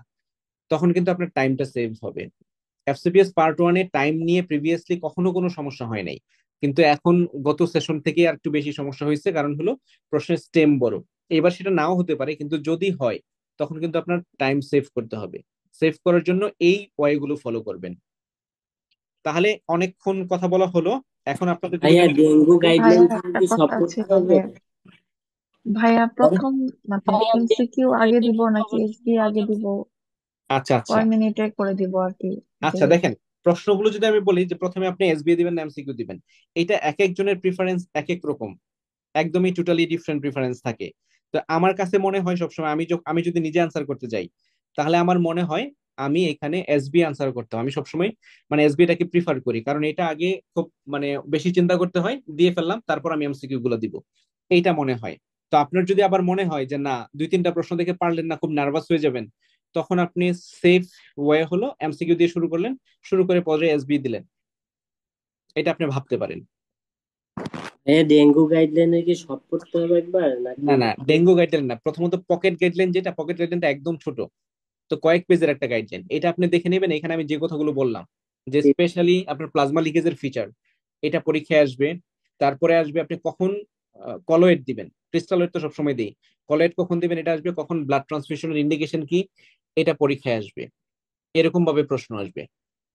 বা ডেঙ্গু পেশেন্টের সাথে, ডেঙ্গু পেশেন্ট কি হলো পরবর্তীতে আপনার যে একটা ইনফেকশন আপনি মনে করতেছেন এর সাথে আর একটা সেকেন্ডারি ব্যাকটেরিয়াল ইনফেকশন আছে, তখন ইনভেস্টিগেশন কি করবেন, এরকম ভাবে আপনার প্রশ্ন দিতে পারে। বা অ্যান্টিবায়োটিক কখন দিবেন, ডেঙ্গুর সাথে কি থাকলে অ্যান্টিবায়োটিক দিবেন, এরকম প্রশ্ন আসতে পারে। তো এটা আপনি ওই গাইডলাইনটা পড়লে হয়ে যাবে, পকেট গাইডলাইন যেটা সেটা পড়লেই হয়ে যাবে। আর কারো কোনো প্রশ্ন আছে? অনেকে মেসেজ দিয়ে প্রশ্ন করছে, আসলে অ্যাকচুয়ালি সেগুলো দেখে আসলে আনসার করে একটু কঠিন, মানে অনেক সময় লাগবে। আপনারা যদি মুখে বলেন, কারো কোনো প্রশ্ন থাকলে একটু মুখে ভাইয়া প্রশ্নগুলো বলেন। ভাইয়া একটা কোশ্চেন ছিল ভাইয়া। গতবার পোস্টপার্টাম সাইকোসিস একটা প্রশ্ন আসছিল, পোস্টপার্টাম সাইকোসিস আর ডিপ্রেশনের মানে একটু ডিফারেন্সিয়েট কিভাবে করবো সহজে যদি একটু বলতেন।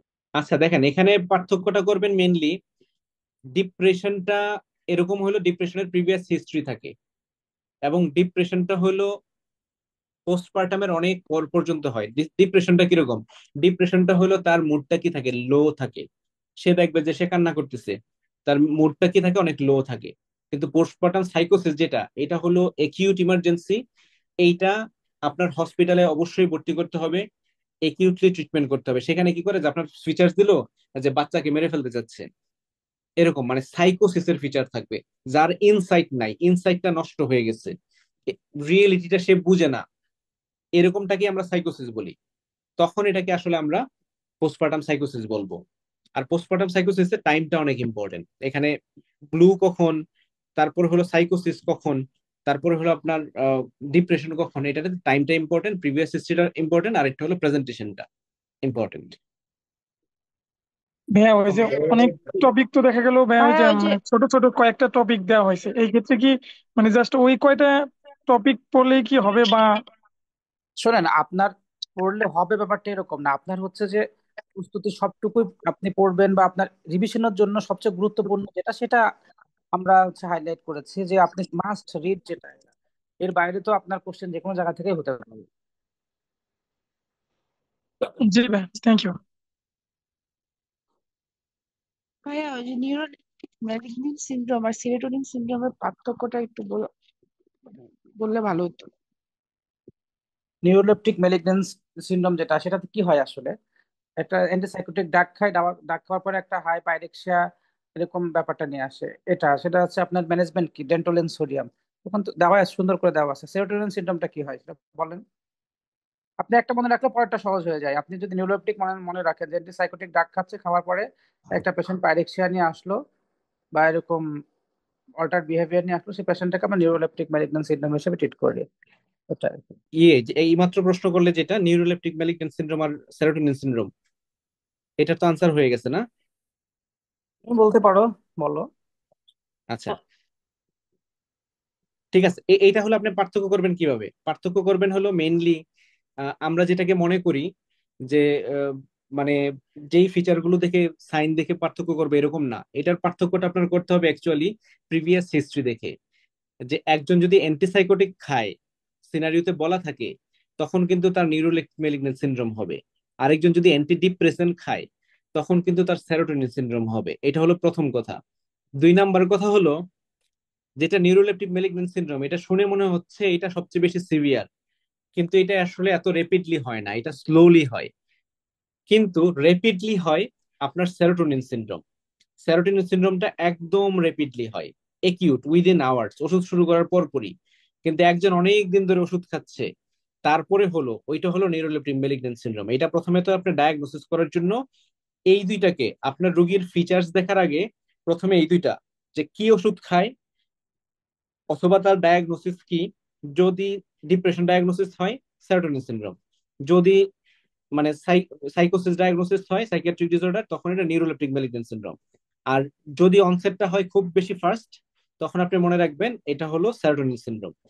এরপরে আপনি সাইন দেখবেন। সাইন দেখার ক্ষেত্রে মেইন জিনিস হলো একিউট যেটা, যেমন সেরোটোনিন সিনড্রোম, এখানে আপনার রিফ্লেক্স গুলো কি হবে, অনেক বেশি হবে, হাইপার রিফ্লেক্সি হবে, ক্লোনাস থাকবে। আর নিউরোলেপটিক ম্যালিগন্যান্ট সিনড্রোম যেটা, এটা তো স্লোলি ডেভেলপ করছে, এখানে শুধুমাত্র রিজিডিটি থাকবে। এইটুকু হলো ইম্পর্টেন্ট। এই পার্থক্যটা দিয়ে আপনি বুঝবেন। জি ভাইয়া, থ্যাংক ইউ।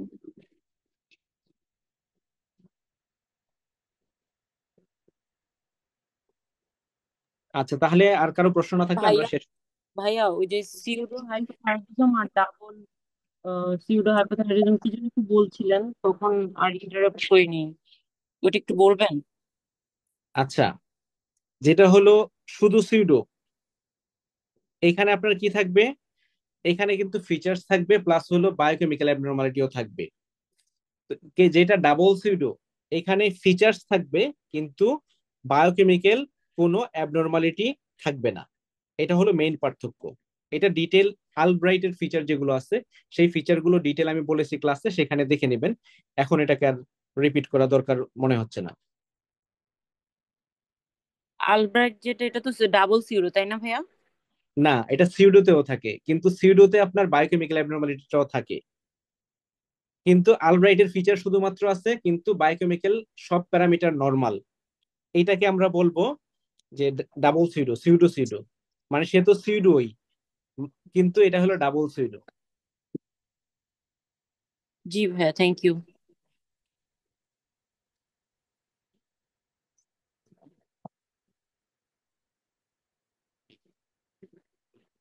প্রথম সিউডোটা কেন হইলো বলেন তো? এটা কি মানে হাইপোপ্যারাথাইরয়েডিজমটাকে আবার প্রথম সিউডো বললাম কেন? প্রথম সিউডো যেটা, তাহলে আপনি এটা বুঝে যাবেন। প্রথম সিউডো বলছিলাম কেন বলেন তো? মানে এটাতে তো পিটিএইচটা নর্মাল থাকে, কিন্তু ইয়াটা মনে নাই, হ্যাঁ, প্যাথোজেনিটিটা। পিডিএসটা হলো দেখেন, যেটা হলো সিউডো শুধুমাত্র হাইপোপ্যারাথাইরয়েডিজম, এখানে হুম তো প্যারাথাইরয়েডিজম মানে পিটিএস লেভেলটা কম থাকবে, ঠিক না? হুম। জি, কিন্তু সিউডো হাইপো মানে এখানে প্যারাথাইরয়েড হরমোন লেভেলটা কি থাকবে, নর্মাল। নর্মাল থাকবে, অথবা কখনো কখনো হাইও থাকতে পারে। কিন্তু এখানে হুম। কি থাকবে, এখানে ফিচার্স গুলো থাকবে আলব্রাইট হেরিডিটারি অস্টিওডিস্ট্রফির যে ফিচার গুলো থাকবে। কিন্তু এখানে কি দেখেন, যেটা ডাবল সিউডো, এখানে পিটিএসটা কি থাকবে, নর্মাল থাকবে। নর্মাল তো এখানেও আছে, কিন্তু এখানে কি থাকবে আপনার শুধুমাত্র ফিচার যেগুলো আলব্রাইটের এই ফিচার গুলো থাকবে। আর যেটা শুধু সিউডো ছিল, এখানে পিটিএইচ ইনক্রিজ অথবা নর্মাল হতে পারে, কিন্তু এর সাথে ক্যালসিয়াম এবং ফসফেটটা অ্যাবনর্মাল থাকবে। ক্যালসিয়াম কেমন থাকে নর্মালি? ক্যালসিয়ামটা কি থাকে? লো থাকে, ফসফেটটা বেশি থাকে। তো এই অ্যাবনর্মালিটি যেটা ক্যালসিয়াম এবং ফসফেট, এইটা সহ ডাবল সিউডোতে নর্মাল থাকবে। এই আর কি ডাবল সিউডো। এটা ছবি এঁকে আমি দেখাই দিছিলাম ক্লাসে, ওইটা দেখে নিয়ে। ভাই এটা কি যারা এক্সাম ব্যাচের ওরাও দেখতে পাবে? আচ্ছা, ও না, ওই ক্লাসের জন্য এটা ছিল না। ঠিক আছে, ওই ক্লাসে এক্সাম বেঁচে ছিল না, এই জন্য বুঝতে পারছি, এই জন্য আপনি প্রশ্ন করতেছেন। আচ্ছা ঠিক জি আছে, জি, এর জন্য আমি তাহলে পাইনি। ঠিক আছে, তাহলে আমি আপনাকে এটা বলে দিই। আপনি তাহলে সহজে বলে দিই, দুই একটা ক্লু মনে রাখবেন যে হুম আপনার একটা হাইপোপ্যারাথাইরয়েডিজমের আপনি মনে করতেছেন ফিচার্স। এখন হাইপোপ্যারাথাইরয়েডিজম এর মধ্যে, হাইপোপ্যারাথাইরয়েডিজম মানে এখানে আপনার ক্যালসিয়ামটা কম আছে, ফসফেট বেশি আছে, কিন্তু হুম প্যারাথাইরয়েড লেভেল হরমোনটা নর্মাল আছে অথবা বেশি আছে, এরকম যদি হয় তখন সেটা সিউডো হাইপোপ্যারাথাইরয়েডিজম। মানে এটা প্যারাথাইরয়েড কম না, কিন্তু প্যারাথাইরয়েড কম থাকার ফিচার্স আছে, ক্যালসিয়াম কম, ফসফেট বেশি, আর সাথে কি আছে আপনার ওই আলব্রাইট হেরিডিটারি অস্টিওডিস্ট্রফির ফিচার্স আছে। এইটাকে বলি আমরা সিউডো। সিউডো কেন? কারণ এটা আসলে হাইপো হওয়ার কথা, হাইপো না। ক্যালসিয়াম ফসফেট অ্যাবনর্মাল, কিন্তু প্যারাথাইরয়েডটা অ্যাবনর্মাল না। আর যখন ডাবল সিউডো হয়, এখানে আলব্রাইটের যে ফিচার্স গুলো আছে, ফিজিক্যাল ফিচার আছে, কিন্তু বায়োকেমিক্যাল করে প্যারাথাইরয়েড দেখলাম, ক্যালসিয়াম দেখলাম, ফসফেট দেখলাম, সব নর্মাল। এটা হলো ডাবল সিউডো। এটা মনে রাখবেন। প্রথমটা নর্মাল হাইপোপ্যারাথাইরয়েডিজম, এইটা সিউডো হয়ে যায় যখন প্যারাথাইরয়েডটা সিউডো হয়ে যায়, মানে প্যারাথাইরয়েডটা কম না, আবার বায়োকেমিক্যাল কোনো কিছুই কম না, এটা হলো ডাবল সিউডো। এই আর কি। ভাই এটার থেকে কি আর কিছু পড়তে হবে, ট্রিটমেন্ট অর এনিথিং না এলস? না না না না, এটা প্রিভিয়াসলি প্রশ্ন আসছে যে ওই একটা আলব্রাইট হেরিডিটারি অস্টিওডিস্ট্রফি, সাথে তার calcium normal, phosphate normal, parathyroid normal, তাহলে ডায়াগনোসিস কি? তখন ডায়াগনোসিস হলো সিউডো হাইপোপ্যারাথাইরয়েডিজম। এটা পরীক্ষায় প্রশ্ন আসছিল।